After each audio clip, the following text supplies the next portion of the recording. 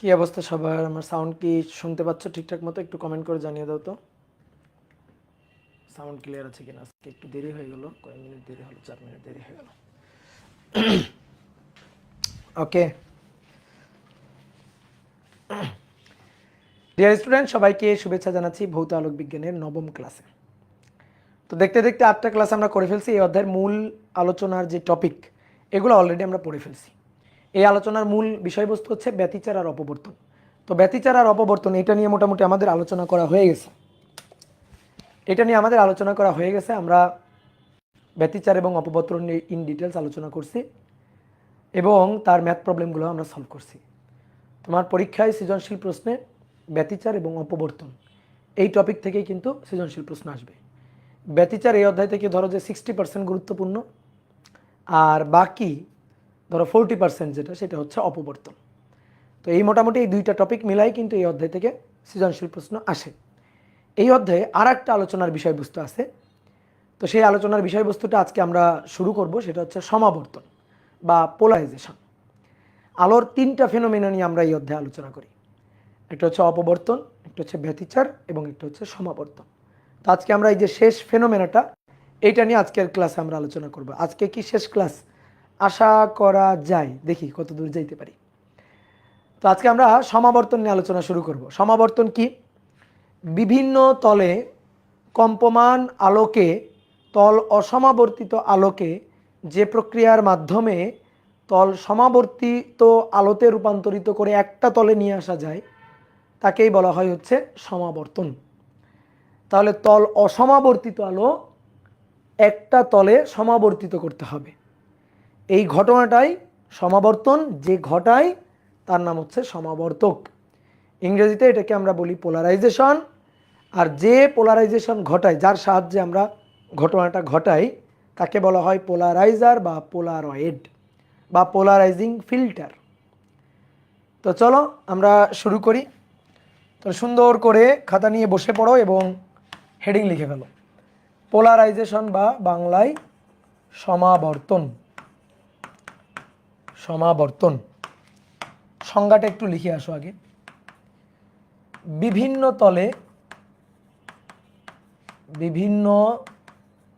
তলে কম্পমান, বিভিন্ন তলে কম্পমান আলোকে বা বিভিন্ন তলে কম্পমান তল অসমাবর্তিত আলোকে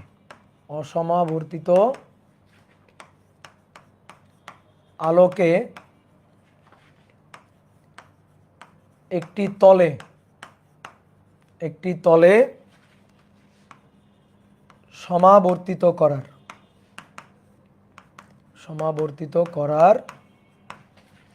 করার ঘটনাকে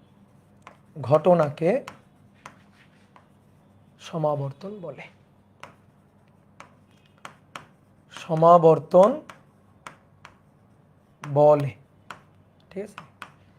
বিভিন্ন তলে কম্পমান তল অসমাবর্তিত আলোকে একটি তলে সমাবর্তিত করার ঘটনাকে সমাবর্তন বলে। মনে করো ভাই, কোনো একটা উৎস থেকে আলো নির্গত হচ্ছে। ধরো এটা হচ্ছে একটা সোর্স, এই সোর্স থেকে আলো নির্গত হচ্ছে। আচ্ছা বলো, আলো তো তরঙ্গ 3 মাত্রিক হয়। তরঙ্গ সঞ্চালনের ক্ষেত্রের হিসাবে যদি আমরা কল্পনা করি, তাহলে তরঙ্গ কিন্তু 3 মাত্রিক হয় আর কি, মানে 3 ধরনের হয়। একমাত্রিক তরঙ্গ, যেমন দড়িতে সৃষ্ট তরঙ্গ। একটা দড়ি নিলা, সেই দড়িটাকে একটা গাছের সাথে বাঁধলা, গাছের সাথে বাঁধার পরে দড়ির এক প্রান্ত ধরে এইভাবে স্পন্দিত করতে থাকবা, তাহলে দড়িতে তরঙ্গ তৈরি হবে। দড়িতে এটা হচ্ছে একমাত্রিক তরঙ্গ। দড়ি দেখো একটা রেখা এভাবে স্পন্দিত হচ্ছে দড়ির উপর, তাহলে এটা একমাত্রিক। পানিতে ঢিল ছুড়লা, পানিতে ঢেউ তৈরি হইল, ঢেউ, এই ঢেউটা হচ্ছে দ্বিমাত্রিক। দেখো একটা তলে তরঙ্গ তৈরি হয়েছে। আমি এই যে কথা বলতেছি, শব্দ, এই শব্দ হচ্ছে ত্রিমাত্রিক, আলো হচ্ছে ত্রিমাত্রিক। এখানে মনে করো একটা উৎস আছে, মোমবাতি জ্বলতেছে, তো মোমবাতি থেকে আলো চারিদিকে ছড়াই পড়ে না? এটা কি শুধুমাত্র আলো উপরেই যাচ্ছে? ডান দিকে, বাম দিকে, সামনের দিকে, পিছনের দিকে আলো যাচ্ছে না? আলো সঞ্চালিত হচ্ছে চারিদিকে। তাহলে এই ক্ষেত্রটা হচ্ছে একটা ত্রিমাত্রিক ক্ষেত্র, তরঙ্গ সঞ্চালনের ক্ষেত্র ত্রিমাত্রিক ক্ষেত্র। তাহলে এটা হচ্ছে ত্রিমাত্রিক, 3D। ঠিক আছে, তাহলে মনে করো এটা হচ্ছে একটা উৎস, এই উৎস থেকে আলো নির্গত হচ্ছে কি আকারে? তরঙ্গ আকারে নির্গত হচ্ছে। তাহলে আলো তরঙ্গ আকারে নির্গত হচ্ছে, এই যে আলো তরঙ্গ আকারে নির্গত হচ্ছে। দেখো দড়িতে সৃষ্ট তরঙ্গ আমরা যেমনভাবে দেখতে পারি, দড়িতে একটা দড়ি নিয়ে তরঙ্গ তৈরি করবা, পানিতে তরঙ্গ তৈরি করবা, দেখা যায়। কিন্তু আলোর ক্ষেত্রে এই তরঙ্গ কিন্তু দেখা যাবে না, কারণ আলোর তরঙ্গ দৈর্ঘ্য অতি নগণ্য। একটা দড়ি নিয়ে তুমি এরকম তরঙ্গ দৈর্ঘ্য তৈরি করলা দড়িতে, তো দড়িতে তরঙ্গ দৈর্ঘ্য দেখো এখান থেকে এই পর্যন্ত এই দূরত্ব হচ্ছে ল্যামডা তরঙ্গ দৈর্ঘ্য। দড়ির তরঙ্গ দৈর্ঘ্য তুমি দেখে মাপতে পারবা।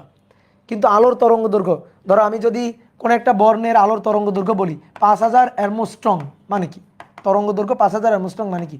5000 গুণ 10⁻⁻10 মিটার। তাহলে বুঝতে পারতেছো কত ছোট তরঙ্গ দৈর্ঘ্য আলোর ক্ষেত্রে তরঙ্গ দৈর্ঘ্য, তাই না?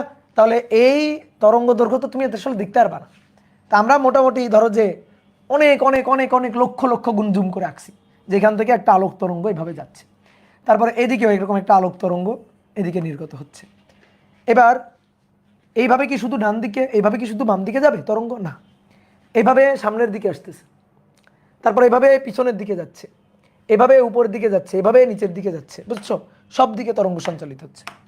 তাহলে মনে করো যে তরঙ্গটা এইভাবে এই যে নিচের দিকে আসতেছে, এই, তারপরে তরঙ্গ উপরের দিকে যাচ্ছে, এই, ঠিক আছে? তরঙ্গ উপরের দিকে সঞ্চালিত হচ্ছে, উপরের দিকে সঞ্চালিত হচ্ছে। তারপরে তরঙ্গ এখান থেকে এদিকে যাচ্ছে, তরঙ্গ এদিকে যাচ্ছে, তারপরে তরঙ্গ সঞ্চালন হচ্ছে এইদিকে, তরঙ্গ সঞ্চালন হচ্ছে, তরঙ্গ সঞ্চালন হচ্ছে এইদিকে, এইভাবে তরঙ্গ সঞ্চালিত হচ্ছে। এই যে চারিদিকে তরঙ্গ সঞ্চালিত হয়ে ছড়াই পড়তেছে। আমি বোর্ডে আঁকছি ভাবে এটাকে 2D ভাবিও না, বোর্ডে আঁকছি মানে এটাকে 2D ভাবিও না, এটা কিন্তু 3D ক্ষেত্র। ঠিক আছে, এটা কিন্তু আলো, এই যে উৎস এখানে আছে, এই যে এখানে সোর্স আছে, এই সোর্স থেকে আলো চারিদিকে ছড়াই পড়তেছে। ঠিক আছে, ক্ষেত্রটা হচ্ছে এরকম। এইবার শোনো, এত কমপ্লেক্স করে আমরা চিত্র আঁকতে চাই না, এটা তো খুবই বড় লোকী চিত্র হয়ে গেছে। তো আমরা একটু গরিবী চিত্র আঁকতে চাই। তো তার জন্য আমরা এই তরঙ্গ সঞ্চালনের স্পন্দন তলটাকে আমরা আরেকটু সুন্দর করে ছোট করে, ঠিক আছে, মানে সিম্পল করে আঁকতে পারি। তো কিভাবে? দাদা লেজার লাইট এক্সপেরিমেন্ট দেখাবেন বলছিলেন, হ্যাঁ দেখাবো দেখাবো, এটা কিনতে পাঠাইছি। আমার ওই লেজার লাইট ওগুলা ওই যে অনেক আগের তো নষ্ট হয়ে গেছে, তো নতুন কিনতে পাঠাইছি, পরের দিন আসলে দেখাবো পরের ক্লাসে। তো থামো, আসো পড়াই মন দিই। দেখো এই যে এটা হচ্ছে উৎস, ঠিক আছে, এখান থেকে এটা হচ্ছে উৎস। তাহলে এই উৎস থেকে এবার একটু বোর্ডে দেখো, দেখো তার তরঙ্গ সঞ্চালনের তলগুলা দেখো, স্পন্দনের দিকগুলা দেখো, এইভাবে স্পন্দিত হচ্ছে, এইভাবে, এইভাবে স্পন্দিত হচ্ছে, এভাবে স্পন্দিত হয়ে সামনের দিকে, এভাবে স্পন্দিত হয়ে পিছনের দিকে। তাহলে স্পন্দনের ডিরেকশনটা হচ্ছে এই, স্পন্দনের ডিরেকশনটা এই, স্পন্দনের দিকে আমি দেখালাম এভাবে। এবার এরপরে দেখো সবুজটা, সবুজটা দেখো, সবুজটার স্পন্দনের দিকটা এই, সবুজটার স্পন্দনের দিকেই এইভাবে স্পন্দিত হচ্ছে, এইভাবে স্পন্দিত হয়ে উপরে, এভাবে স্পন্দিত হয়ে সামনে, এভাবে স্পন্দিত হয়ে ভেতরের দিকে। তাহলে এটার স্পন্দন ডিরেকশনটা এরকম, এই। তারপরে আকাশিটা দেখো, এটার স্পন্দন ডিরেকশন এরকম, এভাবে স্পন্দন। তাহলে এই একটা। তারপরে কমলাটা দেখো, এইভাবে স্পন্দন, এইভাবে স্পন্দন। তাহলে কমলাটার ডিরেকশন এই, এই এরকম ভাবে স্পন্দিত হচ্ছে। আরো এখানে অসংখ্য তল আছে, এইটা একটা আছে, এইটা একটা আছে, এইটা একটা আছে, এইটা একটা, এরকম অসংখ্য আছে। তা আমরা মোটামুটি কটা আঁকছি।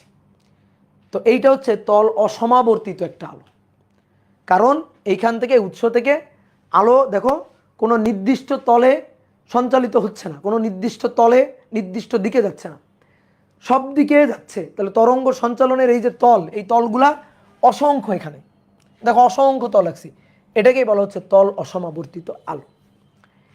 এটাকে আরেকটু যদি সিম্পল করে আঁকি, দেখো এই যে মাঝখানে যেগুলো আছে, এই একটা, এই একটা, এইগুলোকে যদি আমরা দুইটা উপাংশে, এদের এই বিস্তারকে যদি আমরা দুইটা উপাংশে ভেঙে চিন্তা করি, তাহলে একটা উপাংশ অনুভূমিক দিকে চলে যাবে, আর একটা উপাংশ উলম্ব দিকে চলে যাবে।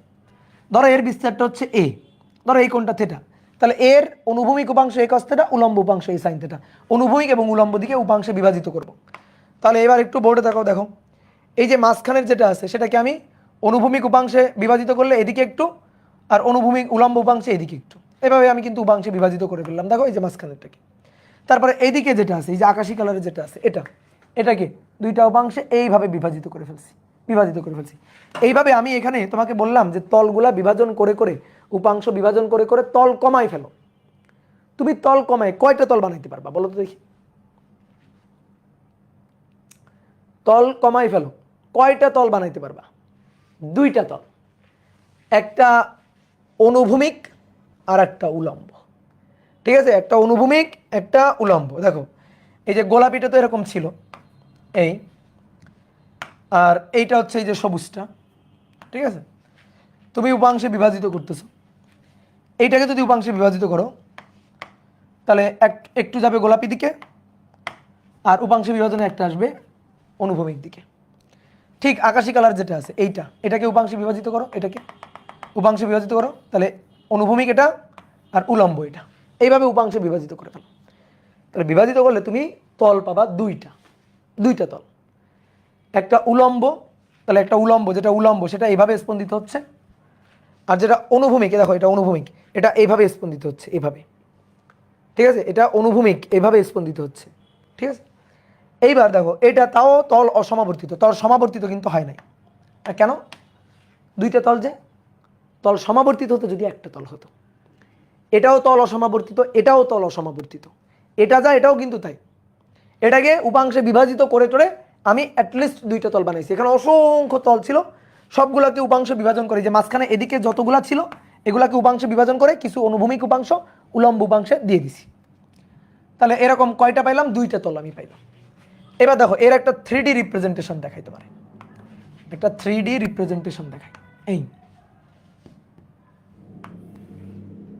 দেখো গোলাপি যেটা সেটার স্পন্দন উপর নিচ এভাবে স্পন্দিত হচ্ছে। এই যেটা আকাশী সবুজ, সেটার স্পন্দন অনুভূমিক এভাবে স্পন্দিত হচ্ছে, তাহলে অনুভূমিক দিকে স্পন্দিত।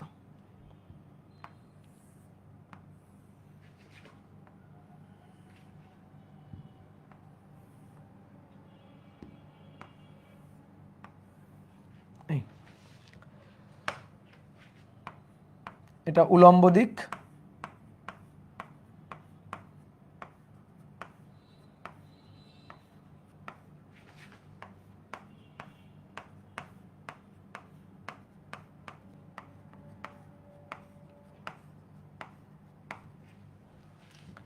আর এটা অনুভূমিক। বুঝতে পারছো? দেখো 3D একটা ভাব আসছে।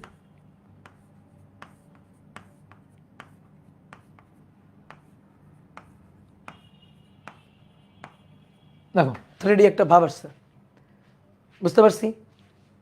তাহলে আকাশিটা তাকে বোর্ডে দেখো, আকাশিটা এইভাবে যাচ্ছে, সরি সরি সরি গোলাপি আকাশি, আবার আকাশি বলি, গোলাপিটা এইভাবে যাচ্ছে এই। ঠিক আছে, উপর নিচ উলম্ব এটা, আর যেটা সবুজ সেটা যাচ্ছে এইভাবে, এই যে এইভাবে যাচ্ছে। কি কথা বুঝছো? তাহলে দেখো এটা যদি এক্স অক্ষ হয়, এটা যদি ওয়াই অক্ষ হয়, তাহলে গোলাপি যেটা সেটা হচ্ছে এক্স ওয়াই তল। এই যে গোলাপিটা এক্স ওয়াই তল, দেখো এই যে এক্স ওয়াই তল, বোর্ডের তল এইভাবে গোলাপিটা এইভাবে যাচ্ছে। আর এই দিকটাকে যদি আমি বলি জেড অক্ষ, দেখো এই দিকটাকে যদি আমি বলি জেড অক্ষ, জেড, ঠিক আছে, জেড অক্ষ, তাহলে এই যে এটা হচ্ছে জেড অক্ষের এই যে উল্টা দিক, ওই যে ভেতর দিকে জেড অক্ষ।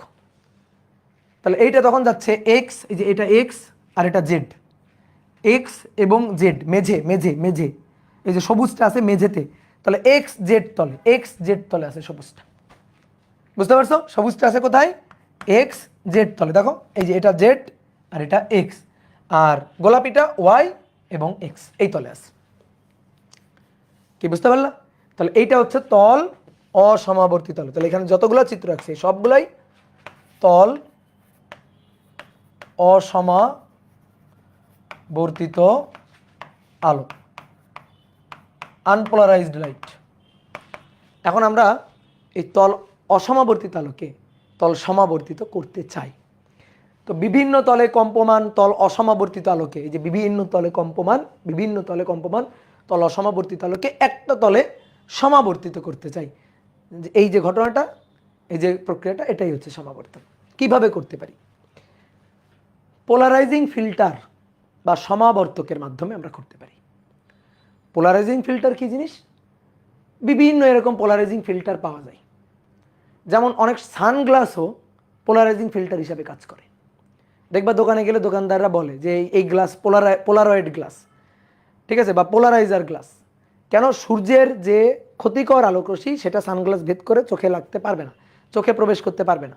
অনেক সময় দেখবে ক্যামেরার ক্ষেত্রে বলা হয় যে ক্যামেরা হচ্ছে পোলারয়েড ক্যামেরা, ঠিক আছে, এখানে যে লেন্স আছে সেই লেন্স হচ্ছে পোলারয়েড লেন্স।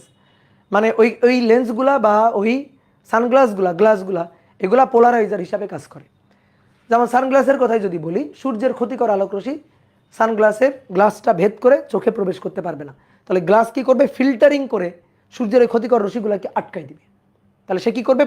পোলারাইজেশন ঘটাবে, ঠিক আছে। এরকম একটা ক্রিস্টাল আছে যেটাকে বলা হয় টুরমালাইন ক্রিস্টাল, 6 তল বিশিষ্ট একটা প্রিজম, 6 তল বিশিষ্ট হালকা সবুজ বা হালকা নীল বর্ণের একটা প্রিজম আছে, 6 তল বিশিষ্ট এই প্রিজমটাকে বলা হয় টুরমালাইন ক্রিস্টাল, যেটা সমাবর্তক হিসাবে কাজ করে, যে তল অসমাবর্তিত আলোকে সমাবর্তিত করে। তাহলে আসো আমরা একবার সেই চিত্রটা একটু আঁকি। তল অসমাবর্তিত আলো,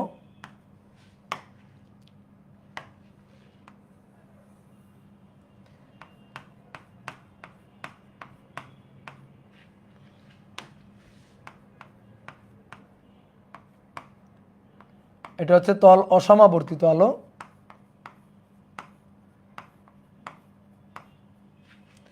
এই তল অসমাবর্তিত আলোকে আমি একটা সমাবর্তকের মধ্য দিয়ে পাঠাবো, একটা সমাবর্তকের মধ্য দিয়ে পাঠাবো।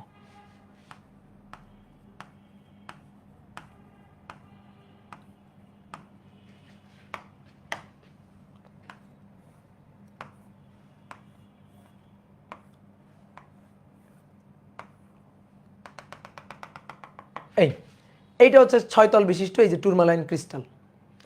তাহলে এটাকে বলা হয় টুরমালাইন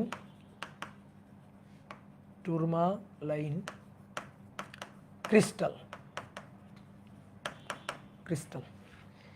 এই টুরমালাইন ক্রিস্টালের এইটা হচ্ছে অপটিক্যাল অ্যাক্সিস, এই যে এটাকে বলা হয় অপটিক্যাল অ্যাক্সিস। অপটিক্যাল অ্যাক্সিস মানে এই অ্যাক্সিসের মধ্য দিয়ে আলো আসলে আলোকে পাস করতে দেয়।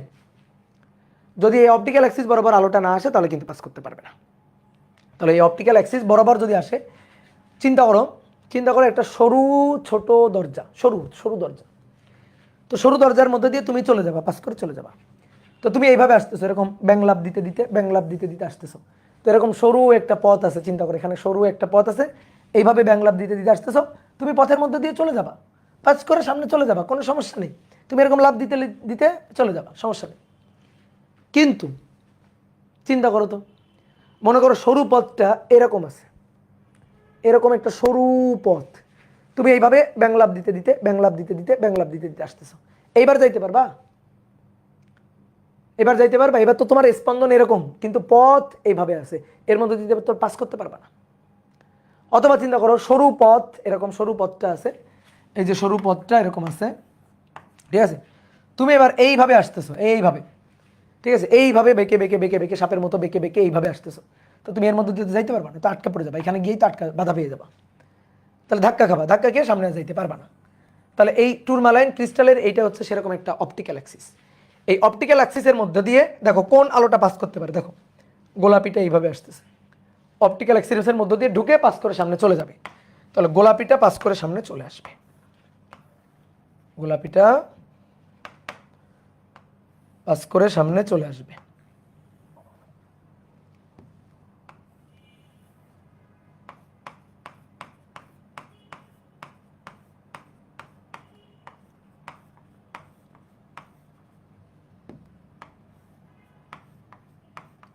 পাস করে সামনে চলে যাবে।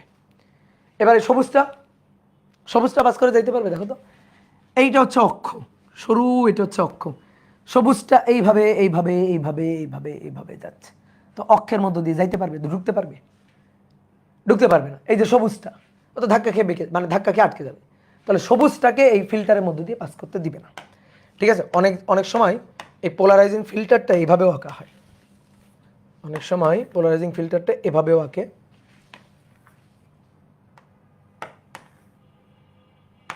দেখবা কোনো বইতে পোলারাইজিং ফিল্টারটা এভাবে আঁকছে, এরকম একটা বৃত্তাকার পোলারাইজিং ফিল্টার, এরকম দাগ কাটা আছে, এরকম খুবই ছোট ছোট সরু সরু সরু সরু দাগ কাটা আছে। ঠিক আছে? এইভাবেও কিন্তু কিছু কিছু বইতে আঁকছে। তাহলে এই যে সরু সরু দাগ কাটছে না, এগুলো হচ্ছে পথ। তাহলে দেখো এই যে গোলাপি যেটা আসতেছে এইভাবে আসতেছে, এইভাবে আসতেছে, এই পথের মধ্য দিয়ে শুরু করে ঢুকে চলে যাবে, এই পথের মধ্য দিয়ে শুরু করে ঢুকে সামনে চলে যাবে। কিন্তু সবুজটা তো এইভাবে আসতেছে, তো এর মধ্য দিয়ে যাবে কেমনে? তো আটকা পড়ে যাবে। তাহলে সবুজটা পাস করে সামনে যাইতে পারবে না। তাহলে তুমি দেখো এইখানে আলোটা কেমন ছিল ভাই? এই আলোটা কেমন? তল অসমাবর্তিত, এই তল অসমাবর্তিত আলো কি হয়ে গেল এখন? তল সমাবর্তিত, প্লেন পোলারাইজড হয়ে গেল। ঠিক আছে? একটা নির্দিষ্ট প্লেনে চলে আসছে, দুইটা তল আর নাই, অসংখ্য তল আর নাই, একটা তলে চলে আসছে, প্লেন পোলারাইজড হয়ে গেল। তাহলে এটা হচ্ছে তল সমাবর্তিত হয়ে গেল, তল সমাবর্তিত আলো। তাহলে তল অসমাবর্তিত আলো সেটা যে প্রক্রিয়ার মাধ্যমে তল সমাবর্তিত আলোতে রূপান্তরিত হয় সেটার নামই সমাবর্তন। এই ঘটনাটাই হচ্ছে সমাবর্তন। ঠিক আছে? আর যে ঘটাইলো, কে ঘটাইলো? এরাই হচ্ছে পোলারাইজিং ফিল্টার বা সমাবর্তক, বাংলায় বললে সমাবর্তক ফালি। ঠিক আছে? এগুলো হচ্ছে সমাবর্তক ফালি বা পোলারাইজার বা পোলারয়েড। ঠিক আছে? এত পথ কেন এভাবে আঁকা হয়? এগুলা তো মনে করো তুমি একটু ওই যে ইসে সার্চ দিয়ে দেখো, ঠিক আছে, গুগলে সার্চ দিয়ে দেখো, পোলারাইজার লিখে সার্চ দিয়ে দেখো, বিভিন্ন ধরনের পোলারাইজার হয়, এভাবে আঁকা হয়েছে আর কি। ঠিক আছে? দাদা একটা প্রশ্ন ছিল, করো। কি প্রশ্ন ছিল?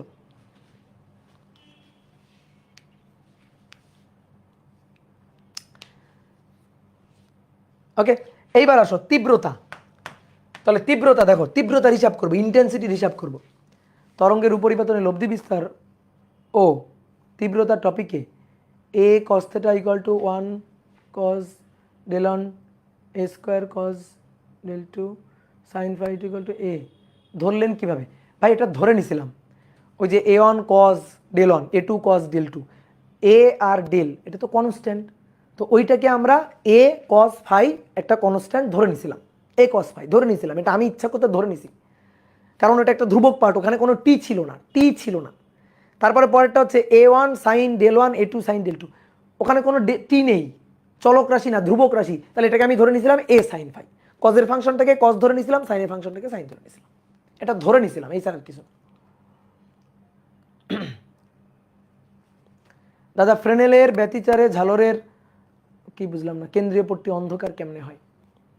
ফ্রেনেলের ব্যতিচারে, ফ্রেনেলের আবার ব্যতিচার কেমনে হবে? ফ্রেনেলের তো অপবর্তন হবে, ফ্রেনেলের নিয়ে অপবর্তন। ভাই অপবর্তন চিরকে জুম করে আঁকি কেন? জুম না করলে তো ব্যতিচারের মতো একটা গৌণ উৎস পাওয়া যাবে, তখন তো ওই যে একটা গৌণ উৎস পাওয়া যাবে, তুমি একটা গৌণ উৎস ধরে কি ওই যে পর্দায় গিয়ে তুমি যে ডোরা পাবা তার ব্যাখ্যা দিতে পারবা? তুমি ধরলে একটা গৌণ উৎস, আচ্ছা ওটা ধরো, একটা গৌণ উৎস ধরো, এটা ধরে কি তুমি ব্যাখ্যা দিতে পারবা? ব্যতিচার এক ধরনের অপবর্তনই ভাই, ব্যতিচারও এক ধরনের বলতে গেলে অপবর্তন। ঠিক আছে? ওই যে নাসিম একটা খুব সুন্দর অ্যান্সার দিচ্ছে, আমরা চোখে কম দেখি তাই জুম করছি। ঠিক আছে? ওকে, তাহলে আসো এবার যেটা বলতেছিলাম ইন্টেন্সিটি, তীব্রতার হিসাব করব। তাহলে একটা জিনিস খেয়াল করে দেখছো, এই যে তল অসমাবর্তিত আলোর একটা তলকে পুরাই বাদ দিয়ে দিছে, পাস করতে দেয়নি, সামনে আগাইতে দেয়নি। তাহলে এর যদি ইন্টেন্সিটি 2i হয়, এর ইন্টেন্সিটি i, এর ইন্টেন্সিটি 2i হলে এর ইন্টেন্সিটি i। কেউ যদি ধরে এর ইন্টেন্সিটি, এর যদি তীব্রতাকে কেউ i0 ধরে, তাহলে এর পাশের তীব্রতা, এই তীব্রতাটা হবে i0/2। কেউ যদি 2i ধরে, তীব্রতাকে যদি কেউ 2i ধরে, তাহলে এই পাশের তীব্রতা হবে আই, বুঝলা? এখন তুমি কোনো কোনো বইতে দেখবা 2i ধরছে, তাহলে এই পাশে আই, কোনো কোনো বইতে i0 ধরছে, তাহলে এই পাশে i0/2, মানে তার অর্ধেক, সহজ কথা। তাহলে ইন্টেন্সিটি কোনো পোলারাইজারের মধ্য দিয়ে যখন আলো যাচ্ছে তখন অর্ধেক হয়ে যাবে। ওকে, এইবার আসো, আলো কি তরঙ্গ? আলো হচ্ছে আর তরঙ্গ। আমরা এই যে দেখো, এই যাবৎকাল কিন্তু আমরা সবসময় আলোক তরঙ্গ আর তরঙ্গ আঁকছি, কিন্তু আমরা চাইলে এই পোলারাইজেশনের মাধ্যমে আমরা প্রমাণ করতে পারি, এক্সপেরিমেন্টালি প্রমাণ করতে পারি যে আলো হচ্ছে আর তরঙ্গ। তো তার আগে চলো আমরা একটা চিত্র একটু দেখে নিই।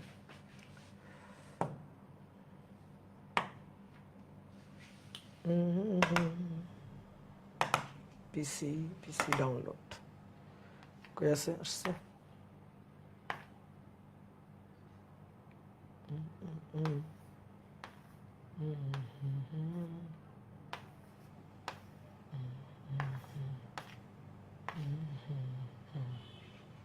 কই গেল? এই যে,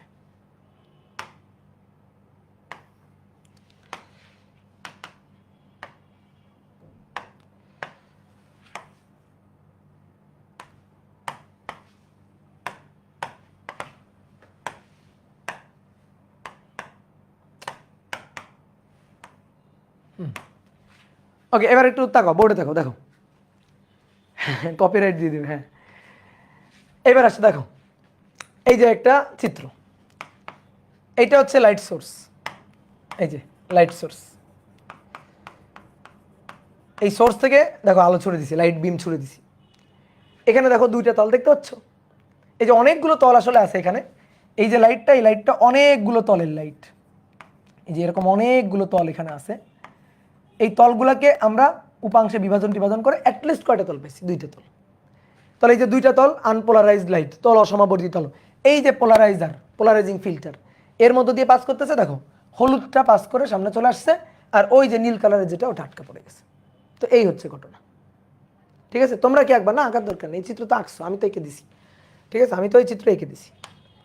তারপরে দেখো আরেকটা চিত্র একটু দেখাই, মানে এই একই চিত্রই বিভিন্নভাবে আঁকে, বিভিন্নভাবে আঁকে। দেখো এই চিত্রটা দেখো, এই যে এইখানে অনেকগুলো তল, এই যে গরিবের চিত্র আঁকছে, অনেকগুলো তল, আনপোলারাইজড লাইট। এই যে পোলারাইজিং ফিল্টার, এর মধ্য দিয়ে এই যে আলো পাস করে সামনের দিকে চলে আসতেছে। তাহলে এই যে লিনিয়ারলি পোলারাইজড। এইবার দেখো সামনে এটা যেভাবে আছে, এটা কিন্তু তার উল্টাভাবে আছে। এর অপটিক্যাল অ্যাক্সিস যেভাবে আছে, ভালো করে দেখো, বোঝো ভালো করে, এর অপটিক্যাল অ্যাক্সিস দেখো এইভাবে আছে, এই যে অপটিক্যাল অ্যাক্সিস দেখছো, এই অপটিক্যাল অ্যাক্সিসের মধ্যে দিয়ে আলোটা এই যে পাস করে চলে আসলো, আসার পর এখানে ব্লক হয়ে গেছে। দেখো ব্লক হয়ে গেছে, কারণ এবার পথ দেখো, এই যে ফালি ফালি করে কাটা হয়েছে, দেখো এগুলো হচ্ছে পথ, মানে পথ বোঝানো হয়েছে। এবার এই পথের মধ্য দিয়ে আর আসতে পারতেছে না, তাহলে এখানে ব্লকড হয়ে গেছে। তাহলে এইটা হচ্ছে তল সমাবর্তিত আলো, এটা তল সমাবর্তিত, তল সমাবর্তিত আলো। এইবার আসো, আমরা এখন প্রমাণ করতে চাই আলো আর তরঙ্গ, সেটা আমরা পোলারাইজেশনের মাধ্যমে প্রমাণ করব। তাহলে লিখো, সমাবর্তনের সাহায্যে আলো আর তরঙ্গ প্রমাণ। সমাবর্তনের সাহায্যে আলো আর তরঙ্গ প্রমাণ করা, এক্সপেরিমেন্টাল প্রমাণ। আচ্ছা, তুমি আলোর কথা বাদ দাও, বলো তো একটা দড়ি, এই যে গাছে একটা দড়ি বাঁধলা, দড়ির এক প্রান্ত তুমি হাতে ধরে রাখছো, ঠিক আছে, দড়ির এক প্রান্ত তুমি হাতে ধরে রাখছো, দিয়ে এবারে হাতে ধরে এই প্রান্তকে এইভাবে স্পন্দিত করতেছো, এভাবে স্পন্দিত করতেছো। তাহলে দড়িতে যে তরঙ্গটা তৈরি হবে, দড়িতে দেখবে এরকম তরঙ্গ তৈরি হবে, এরকম তরঙ্গ তৈরি হবে। তো এই যে দড়িতে যে তরঙ্গটা তৈরি হইতেছে, দড়িতে যে তরঙ্গটা তৈরি হইতেছে, কেমন তরঙ্গ? আর তরঙ্গ, দড়িতে সৃষ্ট তরঙ্গ আর তরঙ্গ। বোঝো তো আর তরঙ্গ আর লম্বিক তরঙ্গ তো বোঝো। আর তরঙ্গ হচ্ছে তরঙ্গ সঞ্চালনের দিক, এটা এটা হচ্ছে তরঙ্গ সঞ্চালনের দিক। আর কণাগুলোর স্পন্দিন, ধরো এই দড়ির উপর একটা কণাই, এই কণাটা এইভাবে স্পন্দিত হচ্ছে না, এইভাবে স্পন্দিত হচ্ছে না, এই যে এইভাবে স্পন্দিত হচ্ছে না, উপর নিচ উপর নিচ উপর নিচ, এভাবে স্পন্দিত হচ্ছে। এইভাবে দড়িতে সৃষ্ট তরঙ্গ আস্তে আস্তে সামনের দিকে অগ্রসর হচ্ছে। তাহলে কণার তরঙ্গস্থিত কণার স্পন্দনের দিক আর তরঙ্গ সঞ্চালন দিক পরস্পরের সাথে লম্ব হলে স্পন্দন দিক কণার স্পন্দন দিক ও এই যে কণার স্পন্দন দিক ও তরঙ্গ সঞ্চালনের দিক, এটা তরঙ্গ সঞ্চালনের দিক, তরঙ্গ সঞ্চালনের দিক এরা পরস্পর লম্ব। তাহলে এটাকে বলা হয় আর তরঙ্গ। ঠিক আছে, এটাকে তখন বলা হয় আর তরঙ্গ। এবার আসো দীঘল বা লম্বিক তরঙ্গ কি। ঠিক আছে, আর তরঙ্গ আর দীঘল বা লম্বিক তরঙ্গ। লম্বিক তরঙ্গ হচ্ছে ধরো একটা স্প্রিং, এটা হচ্ছে একটা দৃঢ় অবলম্বন, এর সাথে একটা স্প্রিংকে যুক্ত করছে, এই যে একটা স্প্রিং।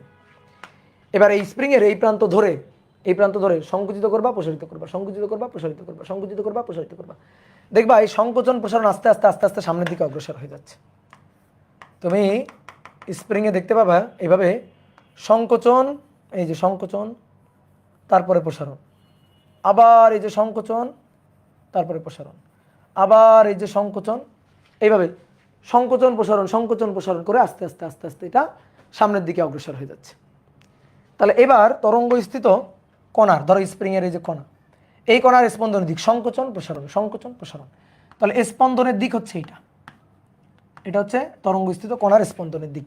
আর এইভাবে তরঙ্গ তুমি দেখো এখান থেকে সংকোচন প্রসারণ করতেছো, আস্তে আস্তে তরঙ্গ সামনের দিকে অগ্রসর হয়েছে। তাহলে এইটা হচ্ছে তরঙ্গ সঞ্চালনের দিক। তাহলে তরঙ্গ সঞ্চালনের দিক এবং কণার স্পন্দন দিক পরস্পরের সাথে 0 ডিগ্রি কোণে। ঠিক আছে, 0 ডিগ্রি কোণে আছে, তাহলে সমান্তরালে আছে আর কি, সহজ কথা, লম্ব নেই। তাহলে কণার স্পন্দনের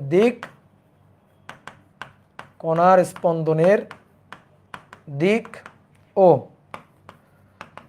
তরঙ্গ সঞ্চালনের দিক পরস্পর সমান্তরাল। তাহলে এইটাই হচ্ছে দীঘল তরঙ্গ। ঠিক আছে, এটা হচ্ছে দীঘল বা লম্বিক তরঙ্গ। লম্বিক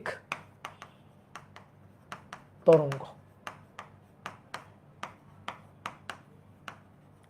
লম্বিক বা দীঘল তরঙ্গ। ঠিক একই রকম ভাবে সাউন্ডের ক্ষেত্রে এইটা হয়। হ্যাঁ, শব্দ হচ্ছে এইটা, এই যে আবার দাঁড়াও আমি আরেকবার একটু রিপিট করি, দেখো রিপিট করতে বলতেছো। এইভাবে সংকোচন প্রসারণ, এভাবে তরঙ্গ সঞ্চালিত হয়ে যাচ্ছে সামনের দিকে, এভাবে সংকোচন প্রসারণ। দেখো স্প্রিং সংকোচন প্রসারণ। তাহলে তরঙ্গ সঞ্চালনের তরঙ্গস্থিত কণার স্পন্দনের দিক হচ্ছে এইভাবে, আর তরঙ্গ আগে যাচ্ছে সামনের দিকে, তাহলে পরস্পরের সাথে সমান্তরাল। ওকে, ঠিক তেমনিভাবে শব্দ সঞ্চালিত হয়। যেমন তুমি ধরো কথা বলতেছো, ঠিক আছে, ধরো তুমি কথা বলতেছো, তো তুমি এখান থেকে ধরো এটা হচ্ছে একটা সাউন্ড সোর্স আছে, এটা হচ্ছে একটা সাউন্ড সোর্স, এখান থেকে এই যে শব্দ নির্গত হচ্ছে। তো শব্দ যখন নির্গত হয় এই যে বায়ুস্তর, এই বায়ুস্তরের সংকোচন প্রসারণের মাধ্যমে নির্গত হয়। এই যে সংকোচন, তারপরে বায়ুস্তরের প্রসারণ, আবার এই যে বায়ুস্তরের সংকোচন, আবার বায়ুস্তরের প্রসারণ, আবার বায়ুস্তরের এই যে সংকোচন, আবার এভাবে প্রসারণ। এইভাবে সংকোচন প্রসারণের মাধ্যমে শব্দ সামনের দিকে সঞ্চালিত হয়। তারপরে পানিতে যদি ঢেউ তৈরি হয়, পানিতে ঢেউ, এই যে পুকুরে মনে করো ঢিল ছুড়লা, পানিতে ঢেউ তৈরি হইল, তাহলে ঢেউ কি হয়, চূড়া খাস তৈরি করে, এই যে চূড়া তারপরে খাস, আবার চূড়া আবার খাস, এইভাবে চূড়া খাস তৈরি করে।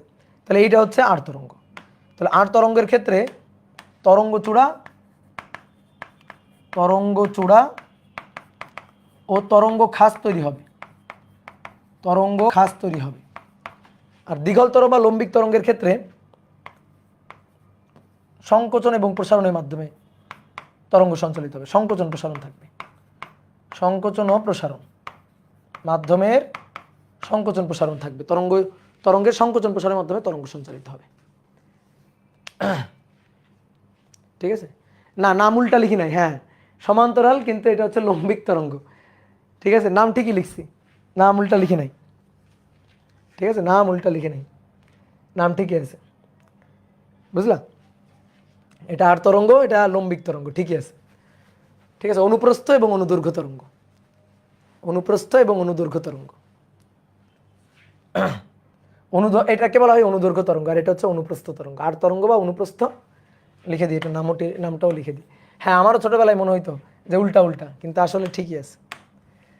এটা অনুপ্রস্থ আর এটা হচ্ছে অনুদৈর্ঘ্য তরঙ্গ, অনুদৈর্ঘ্য তরঙ্গ। ওকে, এখন কথা হচ্ছে আমরা প্রমাণ করতে চাই আলো হচ্ছে আর তরঙ্গ। আচ্ছা, আলোর কথা বাদ দাও, আগে দড়িতে প্রমাণ করো। দড়িতে তরঙ্গ, দড়ি ধরে এভাবে স্পন্দিত করলে দড়িতে তরঙ্গ যে আর তরঙ্গ তৈরি হবে, সেইটা আমাকে একটু ব্যাখ্যা করে দাও। দেখো, একটা সহজ কথা তোমারে বলি। মনে করো এইটা হচ্ছে একটা পথ। এখন এই পথের মধ্য দিয়ে যদি আর তরঙ্গকে আমি যাইতে দিই, তাহলে সে যাইতে পারবে না। বলো কথাটা বুঝলা কিনা? আর তরঙ্গকে যদি এই পথের মধ্য দিয়ে যাইতে দিই, যাইতে পারবে না। কেন পারবে না? কারণ আর তরঙ্গের স্পন্দনের দিক হচ্ছে এইটা, এর মধ্যে দিয়ে তো পাস করতে পারবে না, এখানে এসে তো বাড়ি খাবে, ধাক্কা খাবে। ঠিক আছে, মনে করো এরকম সরু পথ, এরকম সরু পথ, আমি বলছি এইভাবে লাফাইতে লাফাইতে লাফাইতে লাফাইতে যাও, ও তো মাথায় টাক খাবে, তাই না? তো যাইতে পারবে না। তাহলে এই জিনিসটা মাথায় রাখো, এইভাবে যদি তরঙ্গ হয়, আর তরঙ্গ হয়, তাহলে এইরকম পথের মধ্যে দিয়ে সে যাইতে পারবে না। তাহলে মনে করো তুমি কাঠের দুইটা ফ্রেম বানাইছো, এরকম কাঠের দুইটা ফ্রেম, এই একটা ফ্রেম কাঠ দিয়ে তৈরি করে বানাইছো,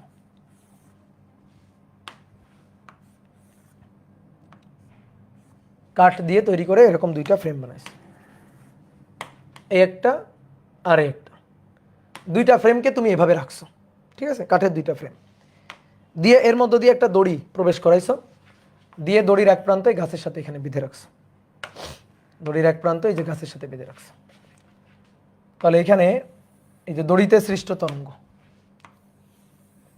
দেখো এই দড়িতে সৃষ্ট তরঙ্গ সুন্দর করে এর মধ্য দিয়ে পাস করে যাইতে পারবে। দড়িতে সৃষ্ট তরঙ্গ এর মধ্য দিয়ে যে ঢুকে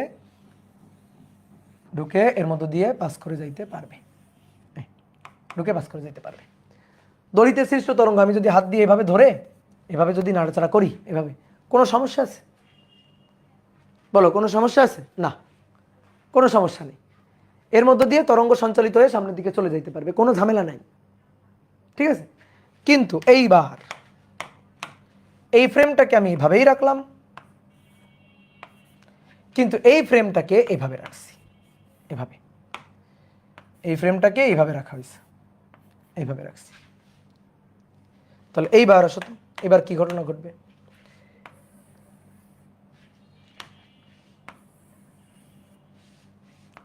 এখান থেকে তরঙ্গ বের হবে, এটার মধ্য দিয়ে তরঙ্গ পাস করে আসবে। এইবার এর মধ্য দিয়ে যখন ঢুকবে তখন ধাক্কা খাবে, এইভাবে স্পন্দিত হচ্ছে তো ধাক্কা খাবে, আটকে যাবে, দিয়ে আর এই পাশে আসতে পারবে না। তখন এই পাশে কিন্তু আর আমি তরঙ্গ পাবো না, দড়িতে কিন্তু আর ঢেউ থাকবে না। বুঝতে পারছো?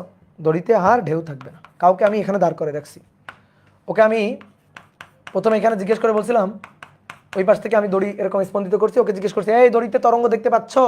ও বলছে হ্যাঁ দড়িতে ঢেউ দেখতে পাচ্ছি।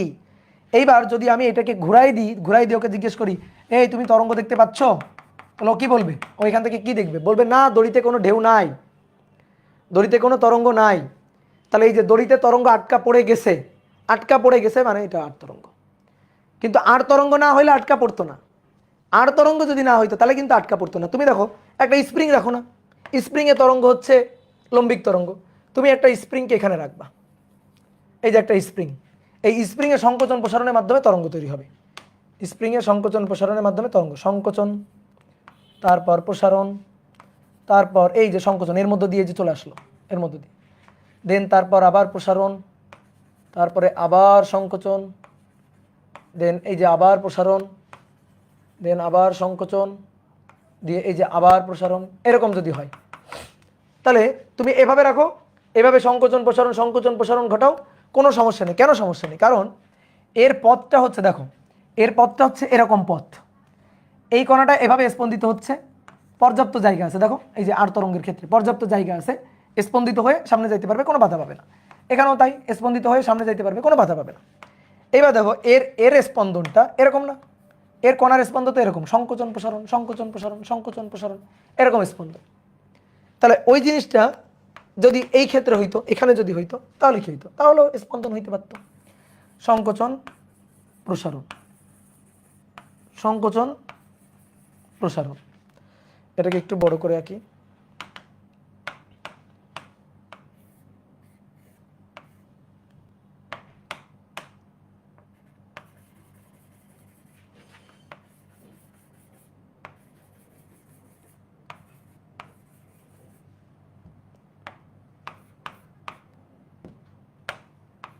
এই দেখো সংকোচন প্রসারণ সংকোচন প্রসারণ সংকোচন প্রসারণ অগ্রসর হচ্ছে।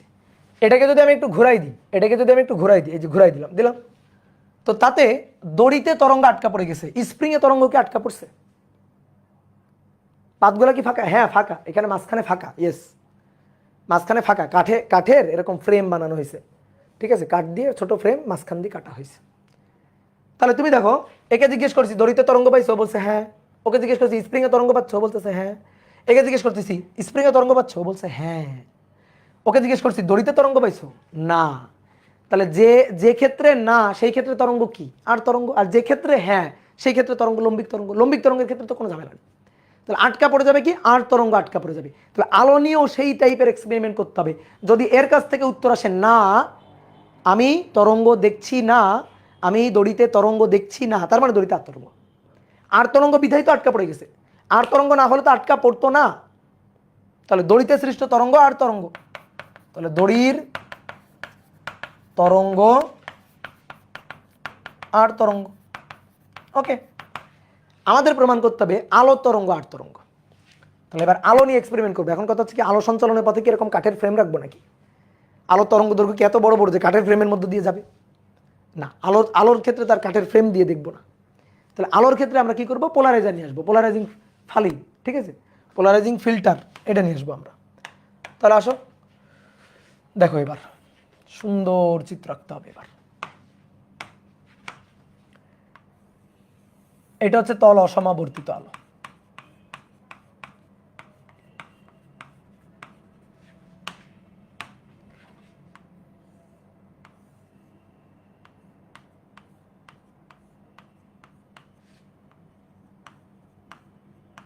তল অসমাবর্তিত আলো, এই যে টুরমালাইন ক্রিস্টাল, এটা হচ্ছে এর অপটিক্যাল অ্যাক্সিস, এটা হচ্ছে অপটিক্যাল অ্যাক্সিস। এই অপটিক্যাল অ্যাক্সিস বরাবর আলো আসলে আলো পাস করতে পারবে। এই যে অপটিক্যাল অ্যাক্সিস বরাবর আলো আসলে আলো পাস করতে পারবে।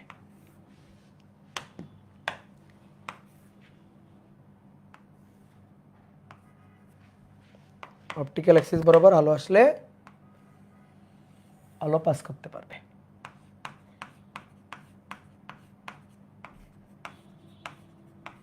এই ঠিক আছে, তাহলে অপটিক্যাল অ্যাক্সিস বরাবর আলো আসলো, আলো পাস করে চলে আসলো। এইবার আরেকটা টুরমালাইন ক্রিস্টাল আমরা নিব, আরো একটা, হ্যাঁ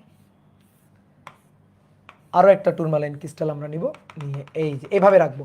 এর অ্যাক্সিস যেমন এর অ্যাক্সিসও তেমন, সেম ভাবে রাখবো, দুইটা অ্যাক্সিস সেম। এর অ্যাক্সিসের সাথে এর অ্যাক্সিস দেখো 0 ডিগ্রি কোণে আছে, অ্যাক্সিসের কোণ 0 ডিগ্রি। তাহলে কি হবে? এই পাশে কি হবে? এই পাশে কি আলো পাবো?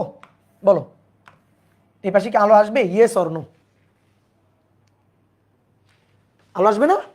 না বলতেছে, অবশ্যই আসবে। এইটা অ্যাক্সিস না, টুপ করে ঢুকে চলে যাবে। তাহলে এই পাশে আমি আলো দেখতে পাবো, আসবে আলো, বুঝছো? আলো আসবে।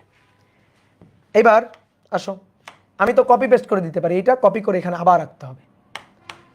এটা কপি করে, কিন্তু তোমাদের কষ্টের কথা চিন্তা করে, দেখো আমি কত ভালো, তোমাদের কষ্টের কথা চিন্তা করে আমি নিজেও আঁকতেছি।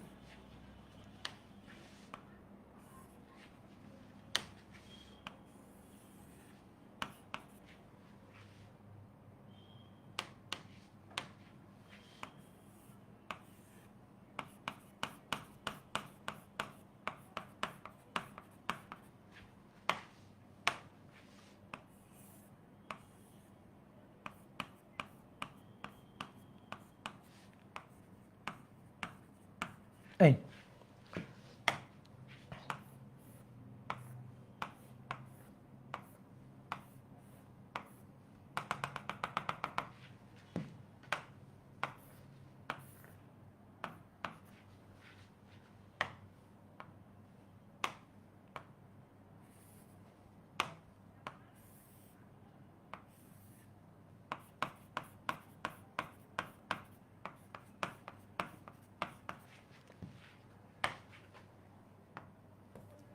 ওকে, এইবার এই টুরমালাইন ক্রিস্টালটাকে এইভাবে রাখবো, এইভাবে রাখবো। এই এবার ভাবনা চিন্তা করে বলো কি হবে। এইটা হচ্ছে অ্যাক্সিস, একে 90 ডিগ্রি ঘুরাই রাখা হয়েছে, বলো কি হবে? এবার যাইতে পারবে? পথ এইভাবে, পথ আছে এইভাবে, সরু পথ, এইভাবে লাফাইতে লাফাইতে লাফাইতে মাথায় তো টাক খাবা, তো ধাক্কা খেয়ে যাবা। তাহলে এই পাশে আর কোনো আলো আসবে না। তাহলে এখানে no light, no wave, no light. বুঝতে পারছো? নো ওয়েভ, নো লাইট, কোনো আলো পাবো না। এখানে একজনকে দাঁড় করে দিয়েছিলাম, ওকে প্রথমে জিজ্ঞেস করছিলাম, যখন আমি এই দুইটা টুরমালাইন ক্রিস্টালকে পরস্পরের সাথে 0 ডিগ্রি কোণে রাখছি, আর কি 0 ডিগ্রি কোণে অক্ষকে রাখছি, তখন এর আমি জিজ্ঞেস করছিলাম, ভাই তুমি আলো দেখতে পাইছো? বলছে ইয়েস। ও বলছে কি ইয়েস, যে আলো পাচ্ছে, আলো দেখতে পাচ্ছে। এইবার যখন আমি এইটার অ্যাক্সিসের সাথে এইটার অ্যাক্সিসকে 90 ডিগ্রি কোণে রাখছি, দিয়ে ওকে ডেকে জিজ্ঞেস করছি, ভাই আলো দেখতে পাচ্ছ? ও বলছে নো। যখনই অ্যান্সার নো, তার মানে আলো আর তরঙ্গ, এই কারণে আলো আটকে গেছে, আলো আর দেখতে পাচ্ছে না ও। আর তরঙ্গ না হলে তো আটকাইতো না, আর তরঙ্গ না হলে তো চলে যাইতো। তাহলে আলো কি তরঙ্গ? আলো হচ্ছে আর তরঙ্গ। তাহলে এইটা হচ্ছে আমরা প্রমাণ করতে পারি এটার সাহায্যে, আলো আর তরঙ্গ। আশা করি বুঝতে পারছো। এবার দেখো, এটা তো পরীক্ষায় আসে, 2 মার্কের প্রশ্ন হিসাবে আসে, তো পরীক্ষায় যদি এভাবে চিত্র আঁকতে পারো তো খুবই ভালো। এবার পরীক্ষায় যদি এই চিত্র না আঁকতে পারো, ঠিক আছে, এবং যদি এই চিত্র আঁকতে খুব বেশি সমস্যা হয়, অ্যালার্জি থাকে, তাহলে তুমি গরিবের চিত্র আঁকতে পারো। কি গরিবের চিত্র? এই যে তল অসমাবর্তিত আলো, এটাকে তুমি এভাবে আঁকবা, তল অসমাবর্তিত আলোকে তুমি এভাবে আঁকবা। এইভাবে আঁকার পরে এরকম ফোঁটা দিয়ে দিবা, ফোঁটা, এই যে ফোঁটা দিয়ে দিবা, তাহলে এটা হয়ে যাবে তল অসমাবর্তিত আলো। এই যে ভাই এটা কেমনে হইলো? এই যে দেখাই, এখানে দেখাই, এই যে এখানে দেখো, এই চিত্রটাই হচ্ছে ওইটা। দেখো এই যে এটা হচ্ছে গোলাপি, এই যে গোলাপি, আর সবুজ তো নেই, এটা ধরো সবুজ, এই যে এটা হচ্ছে সবুজ। এই চিত্রটা তুমি এখানে দেখছিলা, এখন দেখো এই, এবার দেখবা এই, এটা দেখো ভালো করে, এটা দেখো গোলাপিটা দেখতে পাচ্ছ লম্বা, আর এটার একটা ফোঁটা দেখতে পাচ্ছ, ফোঁটা ফোঁটা, ঠিক আছে। এই যে গোলাপিটা, এই যে গোলাপিটা, আর সবুজটা হচ্ছে একটা ফোঁটা, এই যে এই, ঠিক আছে। তার মানে চিত্রটা ছিল এই, এরকম ছিল আর কি। প্রথমে এই যে এখানে ছিল এই, এই এখানে হচ্ছে এই, এই হচ্ছে কাহিনী, ঠিক আছে। এই যে ফোঁটা, তাহলে ফোঁটা মানে এটার একটা তল, এটা একটা তল, এটা একটা তল, এই হচ্ছে চিত্র। তো এই কারণে তুমি গরিব মানুষ হইলে গরিব মানুষের চিত্র আঁকবা এভাবে, তল অসমাবর্তিত আলো। এবার তাহলে সবুজটা হচ্ছে এভাবে যাচ্ছে, আর গোলাপিটা হচ্ছে উপর নিচ এভাবে যাচ্ছে, গোলাপিটা পাশ হয়ে চলে আসবে এই পাশে, তাহলে গোলাপিটা এভাবে চলে আসলো, তল অসমাবর্তিত আলো সমাবর্তিত হয়ে গেল। এখানেও তাই, সেম গোলাপি, এই যে গোলাপিটা এখানে পাস করে চলে আসবে।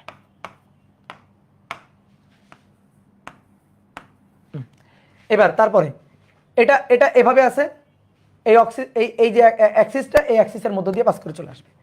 তাহলে এটা নিয়ে পুরাটাই আমি দেখতে পাবো,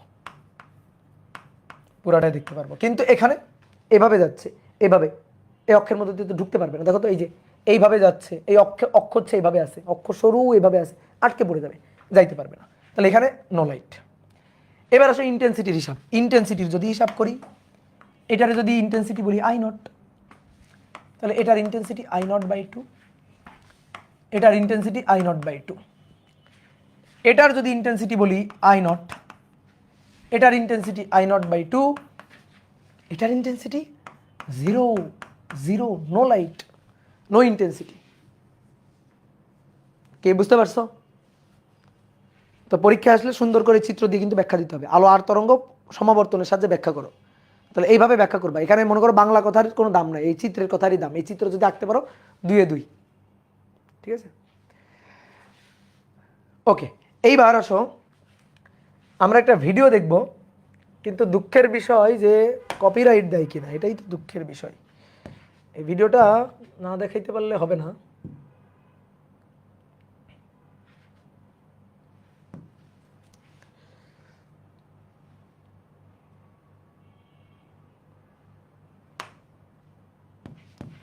পোলারাইজেশন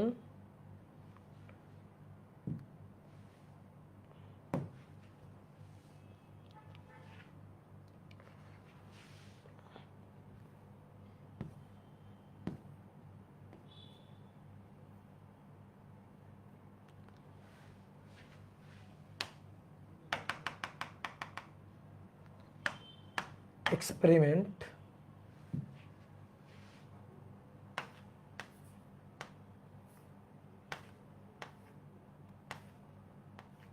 না, পোলারাইজেশন এক্সপেরিমেন্ট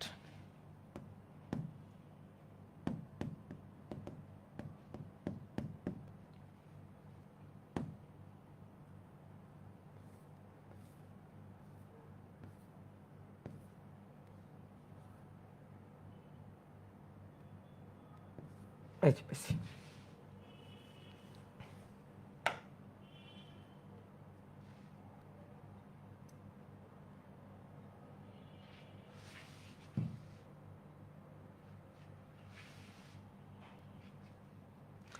দেখো এই যে স্যার ইনি এক্সপেরিমেন্ট করে দেখাচ্ছে, এই পোলারাইজার দিয়ে এক্সপেরিমেন্ট করে দেখাচ্ছে।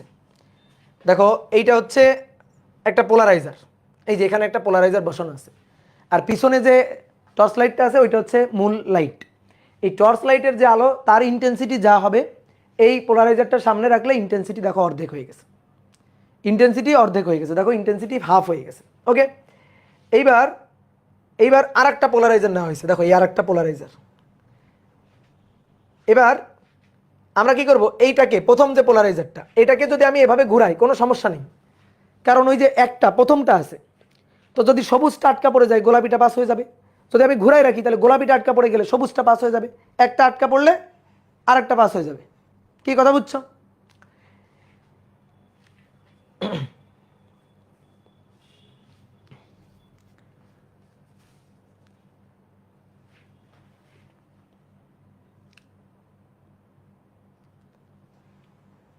ভাই কথা কম শোনা যায়। সাউন্ড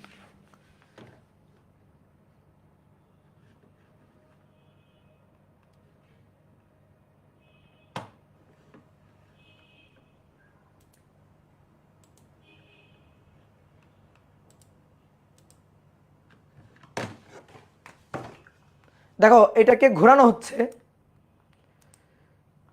ধরো ধরো, হ্যাঁ দেখো এটাকে ঘোরাচ্ছে, একটা আছে না প্রথমে, এই যে এটাকে ঘোরাচ্ছে, এটাকে ঘোরাচ্ছে, দেখো আলোর ইন্টেন্সিটির কোনো চেঞ্জ নেই, আলোর ইন্টেন্সিটির কোনো চেঞ্জ নেই। দেখো এটাকে একটাকে ঘোরাচ্ছে, আলোর ইন্টেন্সিটি একই আছে। এটা হচ্ছে অরিজিনাল আই নট, আর এটা হচ্ছে I0/2, এটা I0/2।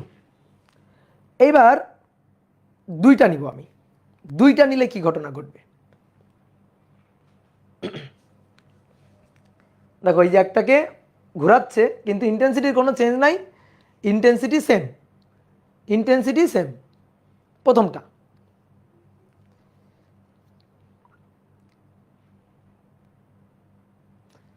এবার দ্বিতীয়টা, এইটা আর একটা পোলারাইজার, এই যে এটা একটা পোলারাইজার, এগুলা কিনতে পাওয়া যায়, বুঝলা? এটাকে দেখো এইভাবে রাখলো, দেখো আলো কিন্তু আসছে, দেখো আলো কিন্তু দেখতে পাচ্ছি আমরা। এই যে এটাকে বলো, এটাকে পয়েন্ট আউট করো 0 ডিগ্রি, এটাকে পয়েন্ট আউট করো 0 ডিগ্রি, দেখো এটাকে 0 ডিগ্রি পয়েন্ট আউট করো, এই যে এটার সাথে এটা 0 ডিগ্রি, তখনই কিন্তু এই আলো দেখতে পাবে, আলো পাবে। ওকে, দেখো এইটা প্রথমটাকে আমি যেভাবে রাখি না কেন, এটাকে ঘুরাই এভাবে রাখি, তাহলে কি হবে, এখন তো সবুজটা আটকা পড়ে গেছে, গোলাপিটা গেছে, আমি যদি এটাকে ঘুরাই রাখি তাহলে তখন সবুজটা পাস হয়ে যাবে, এভাবে ঘুরাই রাখলে দেখো সবুজটা পাস হয়ে চলে যাবে, তখন গোলাপিটা আটকা পড়ে যাবে। তাহলে এটাকে আমি যেভাবেই ঘুরাই না কেন, যেভাবেই ঘুরাই না কেন, এই পাশে ইন্টেন্সিটি I0 হলে এই পাশে I0/2 হবে। কিন্তু এটার সাথে এটা 0 ডিগ্রি কোণে যখন রাখবো তখন ইন্টেন্সিটি এর I0/2 আমি আলো দেখতে পাবো, কিন্তু এটাকে আস্তে আস্তে ঘোরাবো, আলো কমবে কমবে কমবে, কমতে কমতে 90 ডিগ্রি পজিশনে, যখন এর অ্যাক্সিসের সাথে এর অ্যাক্সিস যখন 90 ডিগ্রি পজিশনে নিয়ে আসবো, তখন কোনো আলো পাওয়া যাবে না। দেখো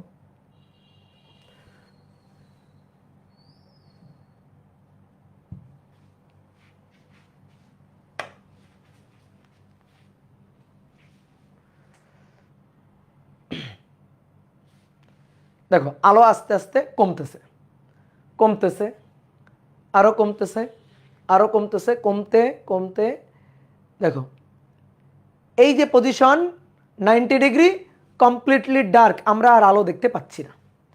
দেখো আলোর ইন্টেন্সিটি শূন্য হয়ে গেছে, কমপ্লিটলি ডার্ক। ওকে,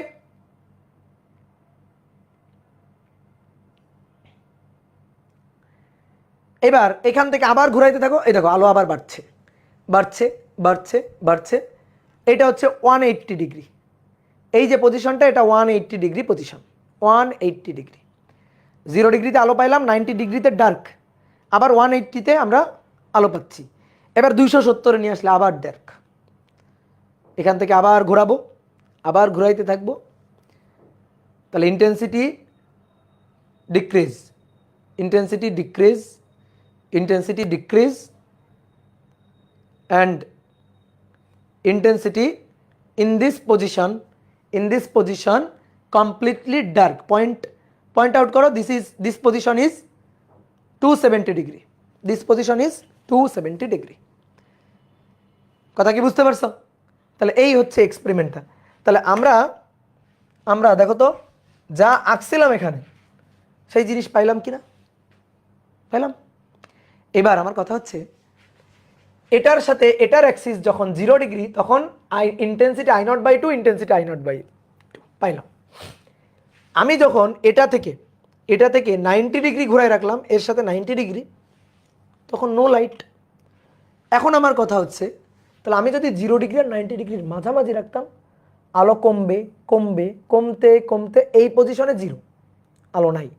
কিন্তু আমি যদি এটাকে এর অ্যাক্সিসের সাথে এর অ্যাক্সিসটাকে 30 ডিগ্রি বাঁকায় রাখতাম, 60 ডিগ্রি বাঁকায় রাখতাম, 45 ডিগ্রি বাঁকায় রাখতাম, তাহলে তো কিছু আলো পাইতাম। তখন এই পাশে যে আলোটা আসতো তার ইন্টেন্সিটি কত হবে, এটা আমরা ফাইন্ড আউট করতে চাই। কি কথা বুঝতে পারছো? তাহলে সেই হিসাব নিকাশটা করব। দেখো দুইটা পোলারাইজার আছে, এখানে একটা পোলারাইজার, এখানে একটা পোলারাইজার। আসলে পোলারাইজার বলবো না, আর বলবো টুরমালাইন ক্রিস্টাল। দুইটা করে আছে, ঠিক আছে, দুইটা আছে, এখানে একটা, এখানে একটা। এইটাকে বলা হয় পোলারাইজার। এটা কিন্তু সমাবর্তক, বাংলায় বললে সমাবর্তক বা পোলারাইজার। এটার নাম কিন্তু বিশ্লেষক। এটাকে কিন্তু পোলারাইজার বলবো না, এটা কিন্তু পোলারাইজার না, এটার নাম হচ্ছে বিশ্লেষক, ঠিক আছে। টুরমালাইন ক্রিস্টাল, শর্মালাই ক্রিস্টাল না, টুরমালাইন ক্রিস্টাল। তো এটাকে আমরা বলবো বিশ্লেষক বা অ্যানালাইজার। হয় দেখো এ সমাবর্তক, কারণ এর সামনে তল অসমাবর্তিত আলো ছিল, সে তল সমাবর্তিত করছে, তল অসমাবর্তিত আলোকে সমাবর্তিত করছে, এই কারণে এর নাম সমাবর্তক। কিন্তু এর সমাবর্তন ঘটায় নাই, এর সামনেও সমাবর্তিত আলো ছিল, পিছনেও সমাবর্তিত আলো আছে। দেখো সমাবর্তিত আলো, সমাবর্তিত আলো, সমাবর্তিত আলো, নো আলো, কিন্তু তল সমাবর্তিত আলো আছে। তাহলে তল অসমাবর্তিত আলোকে সমাবর্তিত করছে এই কারণে এর নাম সমাবর্তক। আর এর নাম বিশ্লেষক। কেন বিশ্লেষক? অ্যানালাইজার। কেন? কারণ ও অ্যানালাইসিস করছে, ও বিশ্লেষণ করছে আলো আর তরঙ্গ নাকি লম্বিক তরঙ্গ, এটা বিশ্লেষণ করছে। এই পাশে আলোর ইন্টেন্সিটি কত হবে এটা এর উপর ডিপেন্ড করতেছে, এর বিশ্লেষণের উপর ডিপেন্ড করতেছে, এই কারণে এর নাম বিশ্লেষক। ঠিক আছে, ওকে। তাহলে আমরা এবার বলতেছি যে ধরো এখানে তো ইন্টেন্সিটি ছিল 2I0, মানে I0 আর কি। এটার ইন্টেন্সিটি ছিল, দুইটা তল ছিল,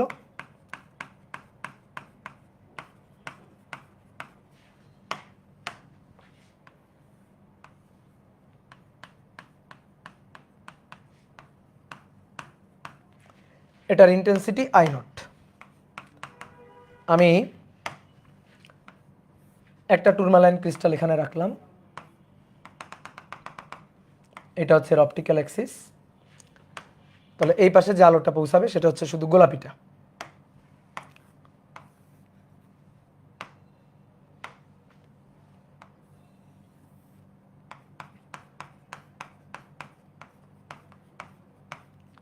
শুধু গোলাপিটা পৌঁছাবে। এইবার এটাকে আমি 0 বা 90 থেকে রাখবো না, এটার অ্যাক্সিসকে এইভাবে বাঁকায় রাখছি, এটার অ্যাক্সিসকে এইভাবে বাঁকায় রাখছি, এভাবে বাঁকায় রাখা হয়েছে। এইবার বলো তো এই পাশে আলো পৌঁছাবে না? পৌঁছাবে। আলো দেখতে পাবো না? পাবো। কিন্তু কতটুকু আলো দেখতে পাবো? কতটুকু? অল্প আলো দেখতে পারবো। এর যে ইন্টেন্সিটি কত? I0/2। এর I0 হলে এর I0/2। এই পাশে I0/2 হবে না। এবার কথা হচ্ছে কেন হবে না? দেখো দেখো এর বিস্তারটাকে আমি বললাম এ, বিস্তার হচ্ছে এ। ওকে, এর মধ্য দিয়ে যে আলোটা পাস করে আসবে তার বিস্তার এ হবে না। কেন? কারণ এর এই যে বিস্তার এ, এই বিস্তারটা হচ্ছে এ, কিন্তু এর অপটিক্যাল অ্যাক্সিস ভালো করে বোঝো, অপটিক্যাল অ্যাক্সিস এই বরাবর অপটিক্যাল অ্যাক্সিস। তাহলে এই পথের মধ্য দিয়ে বিস্তার কতটুকু আসবে সেটা দেখতে হবে। এই পথের মধ্য দিয়ে বিস্তার আসবে, ধরো এই কোণটা থিটা, থিটা, তাহলে এই কোণটা যদি থিটা হয় তাহলে এর মধ্য দিয়ে এতটুকু আসবে, ঠিক আছে? এই কোণটা থিটা, তাহলে এতটুকু এর মধ্যে দিয়ে যাবে, প্রবেশ করবে। তাহলে সেটা হচ্ছে এ কস থিটা, এটা এ ড্যাশ এ কস থিটা, ঠিক আছে? এটা হচ্ছে এ ড্যাশ, সেই এ ড্যাশের পরিমাণ এ কস থিটা, এইটুকু এর মধ্য দিয়ে পাস করতে পারবে। তাহলে এই পাশে যে আলোটা হবে তার যে বিস্তারটা হবে, এই পাশে যে আলোটা হবে তার যে বিস্তারটা হবে সেটা হবে এ কস থিটা, এটা। তাহলে এটা হবে এ কস থিটা। কি কথা বুঝছো? এই এ কস থিটা হচ্ছে A dash, A dash A cos theta. তো অবশ্যই এ কস থিটার মানটা এর চেয়ে কম হবে, এখানে যে এ ছিল তার চেয়ে একটু কম। তো এবার আমরা তীব্রতা বের করতে চাই, এর তীব্রতা আই কত এটা আমরা বের করতে চাই। আসো, তীব্রতা আই কত বের করতে চাই। তীব্রতা বিস্তারের বর্গের সমানুপাতিক।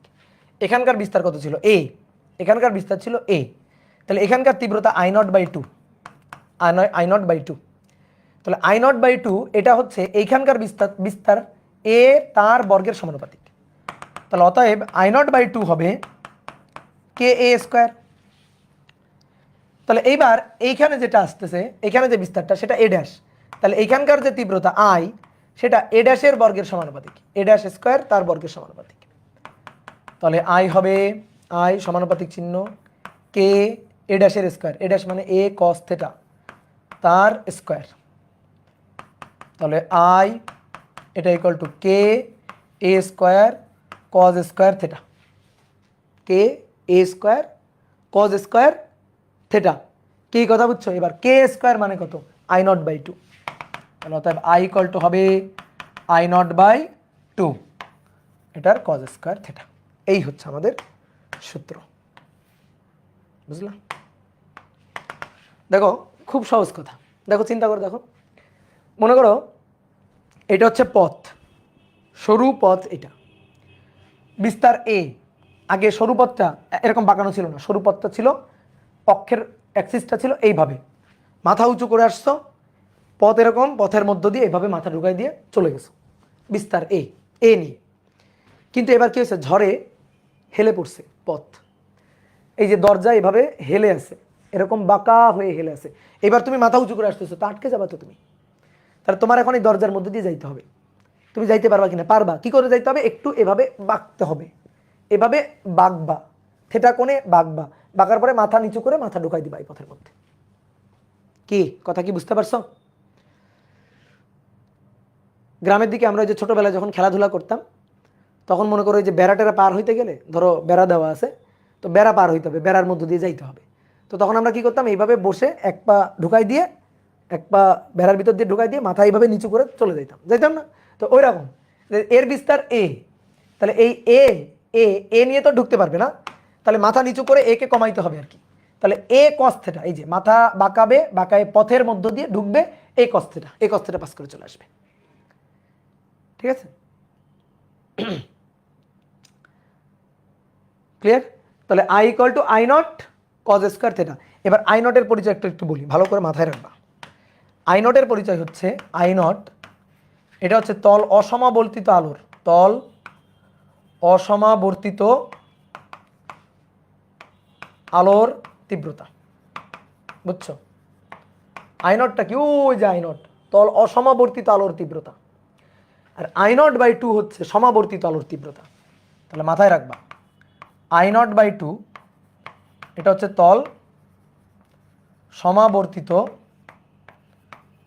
আলোর তীব্রতা। ঠিক আছে, তাহলে আমি যদি বলি বিশ্লেষক থেকে নির্গত আলো, বিশ্লেষক থেকে নির্গত আলো তল অসমাবর্তিত আলোর কজ স্কোয়ার থেটা বাই 2 গুণ, বুঝলা কিনা? আই নটের কজ স্কোয়ার থেটা বাই 2 গুণ, আর তল সমাবর্তিত আলোর কজ স্কোয়ার থেটা গুণ। কথাটা কি বুঝছো? বিশ্লেষক থেকে নির্গত আলো, এই যে আলো, তার তীব্রতা হবে আই নটের, আই নট মানে তল অসমাবর্তিত আলো, তার কজ স্কোয়ার বাই 2 গুণ, কজ স্কোয়ার থেটা বাই 2 গুণ। ওকে, আর তল সমাবর্তিত আলো মানে আই নট বাই 2, তার আবার কত গুণ? তার কজ স্কোয়ার থেটা গুণ। তাহলে এই কথাটা মাথায় রাখবা, বাংলা কথাগুলো মাথায় রাখবা। তাহলে মোটামুটি আমরা ম্যাথ করার জন্য রেডি। এইটাকে বলা হয় মেলাসের সূত্র, মেলাসের সূত্র, বিজ্ঞানী মেলাসের সূত্র, এটা মেলাসের ইকুয়েশন। ওকে, এইবার আসো আর একটা টপিক, তারপরে আমরা কয়েকটা ম্যাথ দেখব। সেটা হচ্ছে প্রতিফলনের সাহায্যে, প্রতিফলনের সাহায্যে সমাবর্তন। সমাবর্তন, দেখো সমাবর্তন অনেকভাবে ঘটে, প্রতিফলনের সাহায্যে, তারপরে মনে করো পোলারাইজারের সাহায্যে, তারপরে রিফ্লেকশনের সাহায্যে, মানে বিভিন্নভাবে হয়। রিফ্লেকশন মানে প্রতিসরণ আর কি, সরি প্রতিফলন। তো এরকম প্রতিফলনের সাহায্যে সমাবর্তন ঘটাবো।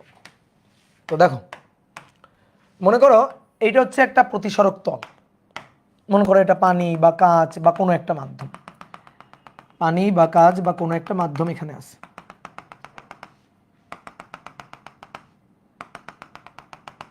এই যে মাধ্যম, এই মাধ্যমের প্রতিসরাঙ্ক হচ্ছে মিউ, এই মাধ্যমের প্রতিসরাঙ্ক মিউ।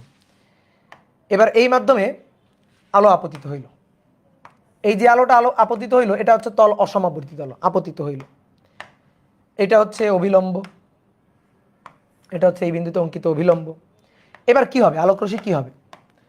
আলোকরশ্মি আপতিত হয়েছে, কিছুটা আলোকরশ্মি প্রতিসরিত হবে, প্রতিসরিত হবে, এটা প্রতিসরিত রশ্মি। আর কিছুটা আলোকরশ্মি প্রতিফলিত হবে, এটা প্রতিফলিত রশ্মি, এটা প্রতিফলিত রশ্মি। এখন এই যে আলোটা আপতিত হয়েছে, এটা হচ্ছে তল অসমাবর্তিত আলো। যে আলোটা আপতিত হয়েছে সেটা হচ্ছে তল অসমাবর্তিত আলো। এই যে এবার একটু গরিবীভাবে আঁকি, এটা হচ্ছে তল অসমাবর্তিত আলো। এই ফোটা ফোটা দিয়ে দিলাম, এই তল অসমাবর্তিত আলো। এই তল অসমাবর্তিত আলো আপতিত হলে কিছুটা প্রতিসরিত হয়, কিছুটা প্রতিফলিত হয়। প্রতিসরিত যে রশ্মিটা, প্রতিসরিত যে রশ্মিটা সেইটা সেইটা এরকম তল অসমাবর্তিত থাকবে, এই যে তল অসমাবর্তিত থাকবে। আর প্রতিফলিত যে রশ্মিটা, প্রতিফলিত যে রশ্মিটা, ভালো করে বোর্ডে দেখো, প্রতিফলিত যে রশ্মিটা সেইটা, এই রশ্মিটা সমাবর্তিত হতে পারে, অসমাবর্তিত হতে পারে। ঠিক আছে, সমাবর্তিত হতে পারে, অসমাবর্তিত হতে পারে। দেখো বোর্ডে দেখো, দেখো ভালো করে খেয়াল করবা। এইটা হচ্ছে এই যে ফোটা ফোটা দিয়ে দিচ্ছি, এটা হচ্ছে তল অসমাবর্তিত আলো, অর্ধেক সমাবর্তিত অর্ধেক অসমাবর্তিত আলো। এইবার এই আলোকরশ্মি আপতিত করতেছো, আপতন কোণের এমন একটা মান আছে, আপতন কোণের এমন একটা মান আছে যার জন্য এই প্রতিফলিত রশ্মিটা পুরাটাই একেবারে প্লেন পোলারাইজড হয়ে যায়, অর্থাৎ পুরাটাই সমাবর্তিত হয়ে যায়। আপতন কোণের এমন একটা নির্দিষ্ট মান আছে। এই রশ্মিটা কত পার্সেন্ট পোলারাইজড হবে, যেমন এটা 50% পোলারাইজড, 50% আনপোলারাইজড। এই প্রতিফলিত রশ্মি কত পার্সেন্ট পোলারাইজড হবে, এটা ডিপেন্ড করে আপতন কোণের উপর, আপতন কোণের উপর ডিপেন্ড করে। আপতন কোণে চেঞ্জ করতে থাকবা, চেঞ্জ করতে থাকলে একটা সময় দেখবা এই প্রতিফলিত রশ্মিটা আস্তে আস্তে আস্তে আস্তে পোলারাইজেশনের দিকে যাচ্ছে, মানে পোলারাইজেশন বাড়তেছে, পোলারাইজেশন পার্সেন্টেজ বাড়তেছে। যেমন মনে করো আমি যদি এখান থেকে এই যে মুছে দিলাম, তাহলে কি হলো? পোলারাইজেশন বাড়লো। এবার মনে করো হচ্ছে 75% পোলারাইজড, তাই না? 75% পোলারাইজড, 25% আনপোলারাইজড। এবার এই আপতন কোণের মান আবার একটু চেঞ্জ করো, আপতন কোণের মান ধরো চেঞ্জ করলে, আপতন কোণের মান ধরো চেঞ্জ করলে, এরকম চেঞ্জ করবা। চেঞ্জ করলে একটা সময় গিয়ে দেখবা এই প্রতিফলিত যে রশ্মি, এই প্রতিফলিত রশ্মিটা 100% পোলারাইজড, প্লেন পোলারাইজড। ঠিক আছে, এটা পুরোপুরি সমাবর্তিত হয়ে যাবে, সমাবর্তিত হবে একটা সময় গিয়ে। যে কোণে আলোক রশ্মি, এটা ডিপেন্ড করে এটা সমাবর্তিত কেমন হবে, কত পার্সেন্ট সমাবর্তিত হবে, এটা ডিপেন্ড করে কার উপর? এটা ডিপেন্ড করে এই আপতন কোণের উপর। এই আপতন কোণের উপর ডিপেন্ড করে। তো এই আপতন কোণের একটা নির্দিষ্ট মান আছে, যে মানের জন্য প্রতিফলিত রশ্মি 100% পোলারাইজড হয়ে যায়, প্রতিফলিত রশ্মি 100% পোলারাইজড হয়ে যায়, সেই কোণটাকে বলা হচ্ছে পোলারাইজেশন অ্যাঙ্গেল, আইপি। ঠিক আছে, এটার ব্যাখ্যা ট্যাখ্যা কে প্রদান করছে? বিজ্ঞানী ব্রুস্টার। তো তার নাম অনুযায়ী এটাকে বলা হয় ব্রুস্টারের সমাবর্তন কোণ, বিজ্ঞানী ব্রুস্টারের সমাবর্তন কোণ। তাহলে সমাবর্তন কোণের ডেফিনেশন দাও তো, সমাবর্তন কোণের ডেফিনেশন দাও। যে কোনো প্রতিসারক মাধ্যমে আলোক রশ্মি, অনেকে ভাবতে ভাই প্রতিসারক মাধ্যমে আলোক রশ্মি আপতিত হলে প্রতিসরণ হবে, প্রতিফলন কেন হবে? ভাই কোনো তলই 100% প্রতিসরণ তল হয় না, সেখানে কিছুটা আলো প্রতিফলিত হয়। যেমন তুমি বাসায় নিজে এক্সপেরিমেন্ট করে দেখতে পারো, কাচের ডাইনিং টেবিল এক্সপেরিমেন্ট করবা, কাচের ডাইনিং টেবিল তুমি কি করবা? রুম আগে অন্ধকার করবা, একটা টর্চ লাইট নিবা, নিয়ে কাচের ডাইনিং টেবিলে ফেলবা, ফেলে দেখবা ডাইনিং টেবিলের নিচে আলো চলে গেছে। ডাইনিং টেবিলের নিচে যে আলোটা যাচ্ছে সেটা প্রতিসরণের মাধ্যমে, আর একটু দেওয়ালের দিকে তাকায় দেখবা, সোজা ওই দেওয়ালের দিকে তাকায় দেখবা কিছু আলো এভাবে টর্চ লাইট মারছো, কিছু আলো টেবিলে পড়ে দেওয়ালে চলে গেছে, এভাবে দেওয়ালে সোজা ওই দিকে চলে গেছে। তাহলে এখানে দেখবা কিছুটা আলো প্রতিফলিত হলো, প্রতিসরিত হলো। তাহলে কাঁচ মাধ্যমে, কাঁচ একটা প্রতিসারক তল, সেখানে কিছুটা আলো প্রতিফলিত হবে, প্রতিসরিত হবে। তো আপতন কোণের এমন একটা মান আছে, যে মানের জন্য মানে এই পোলারাইজ মানে প্রতিফলিত রশ্মি এটা পোলারাইজড হবে নাকি আনপোলারাইজড হবে, বা কত পার্সেন্ট পোলারাইজড হবে, এটা ডিপেন্ড করে আপতন কোণের উপর। তো আপতন কোণের এমন একটা মান আছে, যে কোণে আপতিত হলে প্রতিফলিত রশ্মি 100% পুরোপুরি তল সমাবর্তিত প্লেন পোলারাইজড লাইটে পরিণত হয়, সেই আপতন কোণটাকেই বলা হচ্ছে পোলারাইজেশন অ্যাঙ্গেল বা সমাবর্তন কোণ। তাহলে আমরা একটু লিখি, যে কোণে আলোক রশ্মি কোনো প্রতিসারক তলে, যে কোণে আলোক রশ্মি কোনো প্রতিসারক তলে আপতিত হলে প্রতিফলিত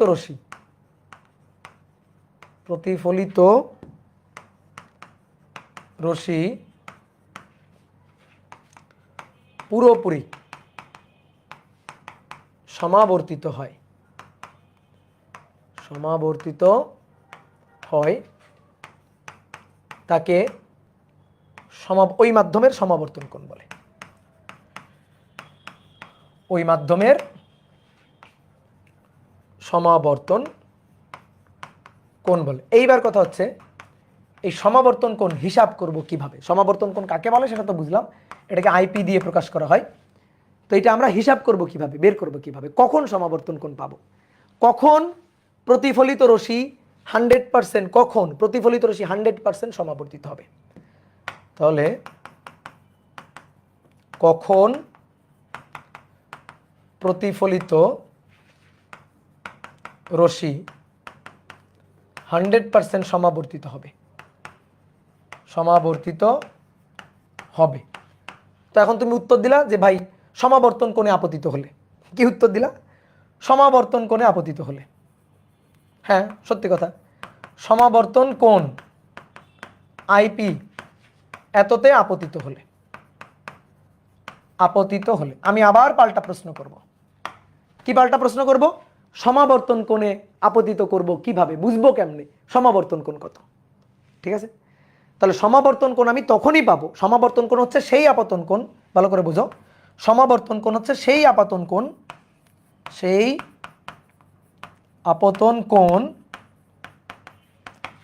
যখন প্রতিফলিত রশ্মি ও প্রতিসরিত রশ্মি পরস্পর লম্ব, প্রতিফলিত ও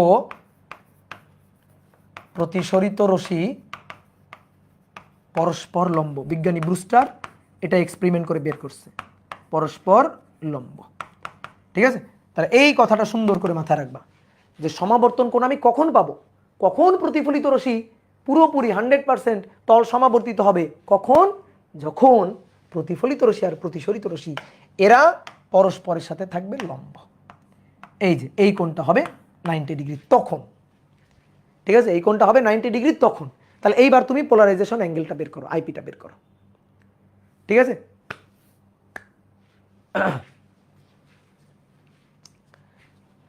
তাহলে এবার আমরা কিভাবে বের করতে পারি, একটা ছোট ম্যাথ করব। ম্যাথটা হচ্ছে আলোক রশ্মি কত কোণে আপতিত হলে প্রতিসরিত প্রতিফলিত রশ্মি পরস্পর লম্ব হবে। দেখো প্রতিফলনের সূত্র অনুযায়ী আমরা জানি এই কোণটা আপতন কোণ, এই কোণটা প্রতিফলন কোণ, আপতন কোণ যা প্রতিফলন কোণও তাই, আর এই কোণটা হচ্ছে প্রতিসরণ কোণ, প্রতিসরণ কোণ আর। তো ভাই প্রতিসরণ কোণ আর হচ্ছে পুরো এই কোণটা 180, তা থেকে 90 বাদ, তা থেকে আইপি বাদ, তাহলে 180 থেকে 90 বাদ, আইপি বাদ, তাহলে 180 মাইনাস 90, 90 মাইনাস আইপি, তাহলে এটা হচ্ছে আর। ওকে, এবার আসো mu equal to sine IP divided by sine R, জানো তো sine I divided by R, sine I লিখে আগে, sine I divided by sine R, ঠিক আছে, আমরা এটা জানি, বিশ্বাস, ঠিক আছে। এটা হচ্ছে প্রতিসরণের সূত্র, প্রথম মাধ্যম সাপেক্ষে দ্বিতীয় মাধ্যমের প্রতিসরণ মিউ, মিউ হচ্ছে আপতন কোণের সাইন এবং প্রতিসরণ কোণের সাইনের অনুপাত, sine i by sine r. এবার এখানে মান বসায় আসো, mu equal to sine i এর জায়গায় আইপি আর কজ আর এর জায়গায় 90 মাইনাস আরপি, 90 মাইনাস আইপি। তাহলে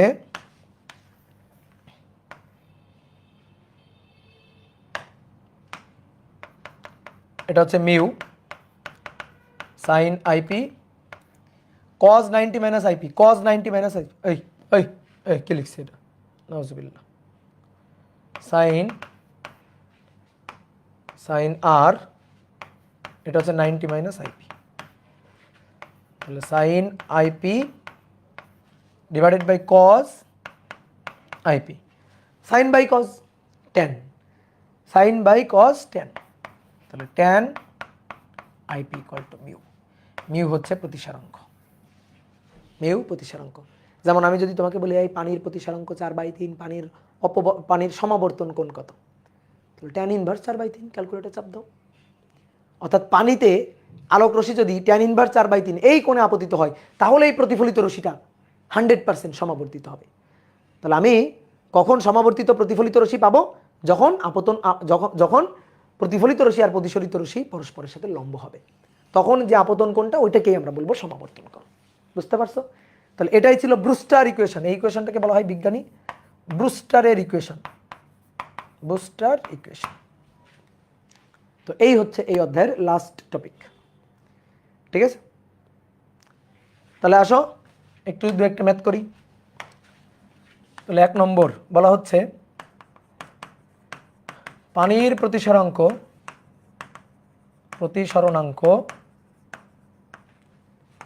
4/3, তাহলে পানির সমাবর্তন কোণ কত, পানির সমাবর্তন কোণ কত। নিয়ম রক্ষার জন্য ট্যান আইপি না করাইলে, একটা ম্যাথ না করাইলে তুমি তো বলবা ভাই কোনো ম্যাথ করাইলো না। IP equal two tan inverse 4/3, এই জন্য করানো। ট্যান ইনভার্স 4/3, কেউ একটু বলো তো, আমার ক্যালকুলেটর চুরি হয়ে গেছে আবার। 53.13 ডিগ্রি, ডান। এইবার আসো একটা সুন্দর ম্যাথ করব। বলা হচ্ছে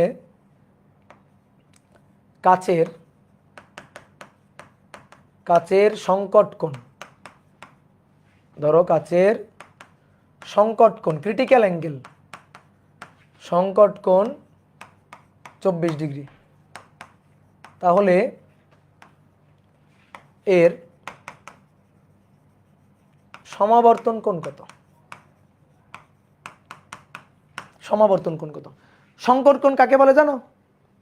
সংকট কোণ আলোক রশ্মি হালকা মাধ্যম থেকে, ঠিক আছে, এখানে এগুলো পড়ানো মানে কষ্টের ব্যাপার, যেগুলো 9-10-এ পড়ানো উচিত, 9-10-এ পড়ে আসা উচিত, কিন্তু শর্ট কোর্সের চক্করে তোমরা মনে করো যে কি বলবো, আমরা আমাদের মাথায় বাড়ি দিই মাঝে মাঝে। আলোক রশ্মি প্রতিসরণের সময় প্রতিসরণের সময় অবিলম্ব থেকে বেঁকে যায়, অবিলম্ব থেকে দূরেও সরে যায়, অবিলম্বের দিকেও আসে। এটা হচ্ছে হালকা, এটা হালকা, এটা ঘন মাধ্যম, ঘন। হালকা থেকে ঘনতে যাওয়ার সময় অবিলম্বের দিকে বেঁকে যায়, এই যে অবিলম্ব তার দিকে বেঁকে যায়, এটা আপতন কোণ, এটা প্রতিসরণ কোণ। হালকা থেকে ঘনতে আসার সময় অবিলম্বের দিকে, এই যে অবিলম্ব তার দিকে বেঁকে যায় প্রতিসরণে। ঠিক আছে, এইবার যদি এমন হয় আলোক রশ্মি ঘন থেকে হালকাতে যাচ্ছে, ভালো করে এবার বুঝবা, আলোক রশ্মি এবার ঘন মাধ্যম থেকে হালকা মাধ্যমে যাবে, তাহলে কি হবে? ঘন মাধ্যম থেকে হালকা মাধ্যমে, ভালো করে বুঝো, এই যে এটা হচ্ছে আপতন কোণ, তাহলে এইবার কি হবে? এইবার অবিলম্ব থেকে দূরে সরে যাবে, দূরে, অবিলম্ব থেকে দূরে সরে যাবে, দূরে। ঠিক আছে, আপতন কোণ তাহলে এই বরাবর যাওয়ার কথা ছিল, কিন্তু অবিলম্ব থেকে দূরে সরে যাবে, প্রতিসরিত হয়ে পড়ে ঘন থেকে হালকাতে গেলে। এটা ঘন, এটা হালকা, ঘন থেকে হালকাতে গেলে এই ঘটনাটা ঘটবে, তাই না? এই আপতন কোণের মানটা বাড়াইতে থাকো, বাড়াইতে থাকো, বাড়াইতে থাকো। আপতন কোণের মানটা বাড়াইতে থাকলে, বাড়াইতে থাকলাম, প্রতিসরণের কোণের মানটাও বাড়বে। দেখো আপতন কোণ আমি বাড়াইলাম, তাহলে প্রতিসরণ কোণ আগে ছিল এইটুকু, প্রতিসরণ কোণও বাড়লো। তাহলে আপতন কোণ বাড়াইতে থাকলে প্রতিসরণ কোণও বাড়তে থাকবে, বাড়তে বাড়তে বাড়তে বাড়তে এমন একটা আপতন কোণে আলোক রশ্মি আপতিত করবা, দেখো এমন একটা আপতন কোণে আলোক রশ্মি আপতিত করবা, এই যে আপতিত করলা এই কোণে, তার জন্য আলোক রশ্মিটা প্রতিসরণ কোণটা বাড়তে বাড়তে বাড়তে বাড়তে একটা সময় অবিলম্ব ঘেঁষে চলে যাবে, একটা সময় অবিলম্ব ঘেঁষে চলে যাবে। তাহলে আলোক রশ্মি এই যে যে কোণে ঘন মাধ্যম থেকে হালকা মাধ্যমে আপতিত হলে, ঘন থেকে হালকাতে আসার সময় আপতিত হলে প্রতিসরিত রশ্মি, যে এটা প্রতিসরিত রশ্মি, প্রতিসরিত, এটা অবিলম্ব ঘেঁষে, মানে এটা বিভেদ তল ঘেঁষে চলে যায়, সরি অবিলম্ব না, বিভেদ তল ঘেঁষে চলে যায়, অবিলম্ব ঘেঁষে না, বিভেদ তল ঘেঁষে চলে যায়। তাহলে সেই কোণটাকেই বলা হয় ক্রিটিক্যাল অ্যাঙ্গেল থেটা সি, সেটাকেই বলা হয় ক্রিটিক্যাল অ্যাঙ্গেল থেটা সি। তাহলে তখন প্রতিসরণ কোণটা কত হয়? R90°। তাহলে সহজ কথাই, যে আপতন কোণের জন্য ঘন মাধ্যম থেকে হালকা মাধ্যমে আসার সময় প্রতিসরণ কোণ 90° হয়, ঠিক আছে, প্রতিসরণ কোণ 90° হয়, প্রতিসরণ কোণ 90° হয়, সেই কোণটাকেই বলা হয় ক্রিটিক্যাল অ্যাঙ্গেল বা সংকট কোণ। তো সংকট কোণটা আমরা বের করতে চাই, এই মাধ্যমের সংকট কোণটা আমরা বের করতে চাই। তাহলে আলোক রশ্মি দেখো, এই যে এই মাধ্যমটা তো ঘন মাধ্যম, দেখো এই মাধ্যমটা তো ঘন মাধ্যম, তো ঘন মাধ্যমে আলোক রশ্মি এই শূন্য মাধ্যম সাপেক্ষে ঘন মাধ্যমের, শূন্য মাধ্যমের প্রতিসরাঙ্ক মিউ নট, এটা 1, আর এই মাধ্যমের প্রতিসরাঙ্ক হচ্ছে মিউ, মিউ ধরো মিউ এম, এটা হচ্ছে মিউ, ঠিক আছে। তাহলে এখন স্নেলের যে সূত্রটা, সেটা হচ্ছে খুবই সহজ সূত্র, এর প্রতিসরাঙ্ক মিউ আর শূন্য মাধ্যমের প্রতিসরাঙ্ক মিউ নট 1। সূত্রটা হচ্ছে মিউ ইন্টু সাইন থেটা ধ্রুবক। তাহলে বলো সূত্রটা দেখো, এই মাধ্যমের মিউ কত? এই যে মিউ, মিউ প্রতিসরাঙ্ক, এই মাধ্যমে কোণ কত? Theta c, sine theta c. এবার আসো, এই মাধ্যমে প্রতিসরাঙ্ক কত? হালকা মাধ্যম ধরো শূন্য মাধ্যম 1, শূন্য মাধ্যমের প্রতিসরাঙ্ক 1, এই মাধ্যমে কোণ কত? আর 90°, তাহলে সাইন আর সাইন 90°, বুঝছো? ক্লিয়ার? এটা হচ্ছে স্নেলের সূত্র। স্নেলের সূত্রটা হচ্ছে এরকম, যে ধরো আলোক রশ্মি এই মাধ্যম থেকে এই মাধ্যমে যাচ্ছে, তাহলে এটা আপতন কোণ আই, এটা প্রতিসরণ কোণ আর, এই মাধ্যমের প্রতিসরাঙ্ক মিউ 1, এই মাধ্যমের প্রতিসরাঙ্ক মিউ 2। তো স্নেলের সূত্রটা হচ্ছে মিউ 1 সাইন আই, যে মাধ্যমের প্রতিসরাঙ্ক ওই মাধ্যমের কোণের সাইন, যে মাধ্যমের প্রতিসরাঙ্ক ওই মাধ্যমের কোণের সাইন, যে মাধ্যমের প্রতিসরাঙ্ক ওই মাধ্যমের কোণের সাইন, তাহলে মিউ 2 সাইন আর, এইটা হচ্ছে স্নেলের সূত্র, ঠিক আছে, প্রতিসরণের শেখা সূত্রটা আমাদের। ওকে, তাহলে mu sine theta C equal to 1 sine 90, sine 91। তাহলে সাইন থেটা সি এর সাথে দেখো মিউ এর সম্পর্ক 1/মিউ, এই যে এটা, ঠিক আছে। তাহলে এবার এই ম্যাথটা আমরা করব। তাহলে কি বলছে? কাচের সংকট কোণ 24°। তাহলে দেখো sine theta C equal to 1/মিউ, ঠিক আছে, সাইন থেটা এখানেই করে ফেলি নাকি?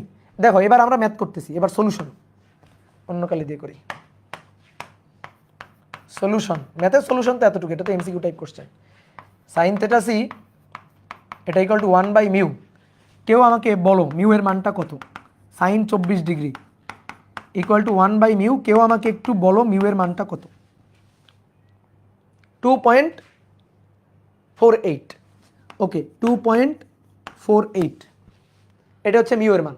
মিউ পেয়ে গেলাম। এবার আমার চাইছে সমাবর্তন কোণ কত, সহজ তো, tan IP ইকুয়াল টু মিউ, tan IP equal to mu.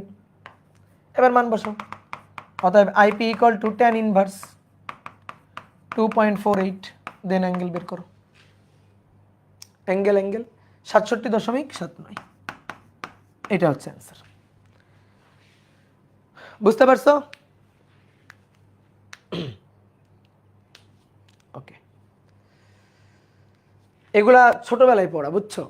এখন তোমরা ধরো অনেকে পড়ে আসনি তো শর্ট কোর্সের চক করে, এই কারণে কি পড়াইলো এটা, কিন্তু এগুলো একেবারে বাচ্চাকালের জিনিস। দেখবা তোমার বাসায় ছোট ভাই বোন যদি থাকে ক্লাস 8-এ পড়ে, 9-এ পড়ে, ওকে জিজ্ঞেস করবা, দেখবা ও সুন্দর করে বুঝাই দিবে এগুলো।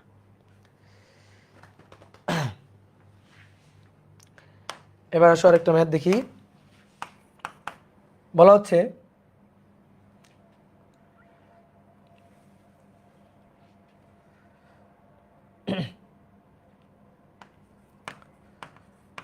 একটি সমাবর্তকের অক্ষের সাথে বিশ্লেষকের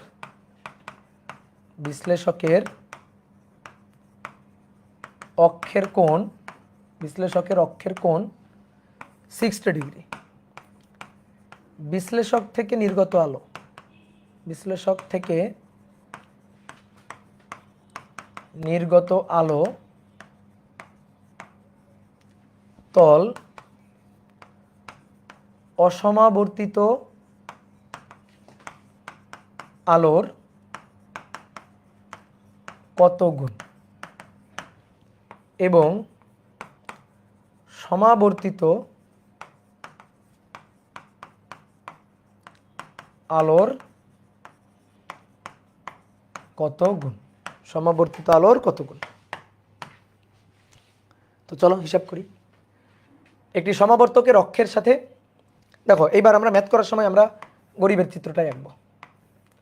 এটা হচ্ছে তল অসমাবর্তিত আলো, চিত্র না আঁকলেও হয় কিন্তু ম্যাথ করার জন্য আঁকতেছি। এটা ধরো সমাবর্তক ফালি, এই যে সমাবর্তক ফালির এই যে মাঝখানের অক্ষ, এভাবে আঁকলাম ফালি, আরও ফালি দাগ দিতে পারো। এটা তাহলে এটা ভেদ করে আলো পাস করে চলে আসবে, কোনটা আসবে, এই যে সাদাটা চলে আসবে, গোলাপিটা আটকে গেল, সাদাটা চলে আসলো।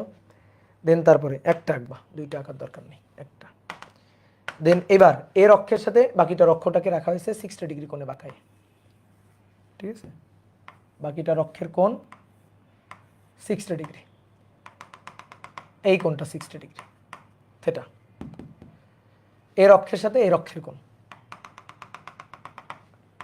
এই কোণটা থেটা 60 ডিগ্রি। তাহলে এখান থেকে যে নির্গত আলো তার ইন্টেন্সিটি একটু কম হবে, তো সেই ইন্টেন্সিটিটা আমরা চাই। তাহলে এই আলোর ইন্টেন্সিটি I0, এর ইন্টেন্সিটি I0/2, এর ইন্টেন্সিটি I। তাহলে I ইকুয়াল টু আমরা সূত্র জানি I0/2, এই যে I0/2 cos স্কয়ার থেটা। তাহলে ভাই I0/2 cos square theta, theta হচ্ছে 60 ডিগ্রি, cos 60 1/2 হাফ।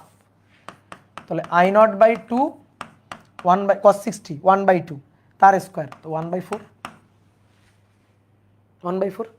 তাহলে I0/2, দেখো I0/2 এটাই হচ্ছে আমার এই তল সমাবর্তিত আলো। তাহলে I0/2 এর 1/4 গুণ, তাহলে এটা তল সমাবর্তিত, তার সাথে 1/4, তাহলে তল সমাবর্তিত আলোর কত গুণ, 1/4 গুণ। এটার অ্যান্সার 1/4, এগুলো এমসিকিউতে আসবে। এবার আমি চাই তল অসমাবর্তিত আলোর কত গুণ, মানে I0 এর কত গুণ। ওকে, তাহলে I0 এর 1/4 দুগুণে 8, I0 হচ্ছে তল অসমাবর্তিত আলো এটা। তাহলে তল অসমাবর্তিত আলো তার 1/8 গুণ, তাহলে এর 1/8 গুণ। কি বোঝা গেছে? ক্লিয়ার? ওকে, এই অধ্যায়ের মেগা এক্সাম কবে হবে সেটা জানাবো, ঠিক আছে? এখনই চিল্লাপাল্লা করার কিছু নাই, মেগা এক্সাম কবে হবে সেটা আমরা জানাবো। এবার শোনো, এই অধ্যায়ে এই অপবর্তন পোলারাইজেশনের আরও কিছু স্পেশাল ম্যাথ করাবো। তোমার পরীক্ষাতে, বোর্ড পরীক্ষাতে এর বেশি কিছু আসবে না, এটাই আসবে। এবং কী হিসাবে আসবে, এমসিকিউ হিসাবে আসবে। তো আমরা পোলারাইজেশনে আরও কিছু স্পেশাল ম্যাথ করব যেগুলো ইঞ্জিনিয়ারিংয়ের জন্য দরকার, ঠিক আছে? যাদের মানে ইঞ্জিনিয়ারিং টার্গেট, যাদের বোর্ড পরীক্ষা পর্যন্ত টার্গেট, তাদের আজকের ক্লাস এই পর্যন্ত শেষ, এখানেই শেষ, ঠিক আছে? এবার পরের দিন যে ক্লাসটা আমরা করব, আরেকটা ক্লাস করব, 10টাই করে দিই, ঠিক আছে? আরও ধরো পড়াইতে গেলে আরও 1 ঘন্টা লাগবে, ক্লাস বড় হয়ে যাবে, তো থাক, আমরা 10টা ক্লাস করে দিব। সামনের দিন আমরা বাকি ম্যাথ প্রবলেমগুলো সলভ করবো এবং পয়েন্টিং ভেক্টর নিয়ে আলোচনা করব, ঠিক আছে? ঠিক আছে, তাহলে পরের দিন আমরা কিছু স্পেশাল ম্যাথ প্রবলেম সলভ করবো পোলারাইজেশনের। নর্মালি পোলারাইজেশনে দেখবা তোমার বইতে তেমন কোনো ম্যাথই নাই, তো আমরা পরের দিন কিছু স্পেশাল পোলারাইজেশনের ম্যাথ করব, একটু অ্যাডভান্স টাইপের, এবং আমরা পয়েন্টিং ভেক্টর এই টপিকটা পড়বো নেক্সট দিন। তাহলে আমাদের এই অধ্যায়টা শেষ হয়ে যাবে। তো আমি যেভাবে একেবারে ইন ডিটেলস, একেবারে খুঁটিনাটি সব কিছু কিন্তু পড়াই দিলাম, কোনো কিছু বাদ রাখি নাই। তুমি এই ক্লাস করার পরে তুমি একটা বই ধরো, তোমার কাছে বইয়ের ম্যাথগুলো মনে হবে পানি, যে কী আছে বইতে, তেমন কিছুই নেই আসলে পড়ার মতো। ওকে, তাহলে আজকে এই পর্যন্ত, তাহলে ভালো থাকো, টাটা।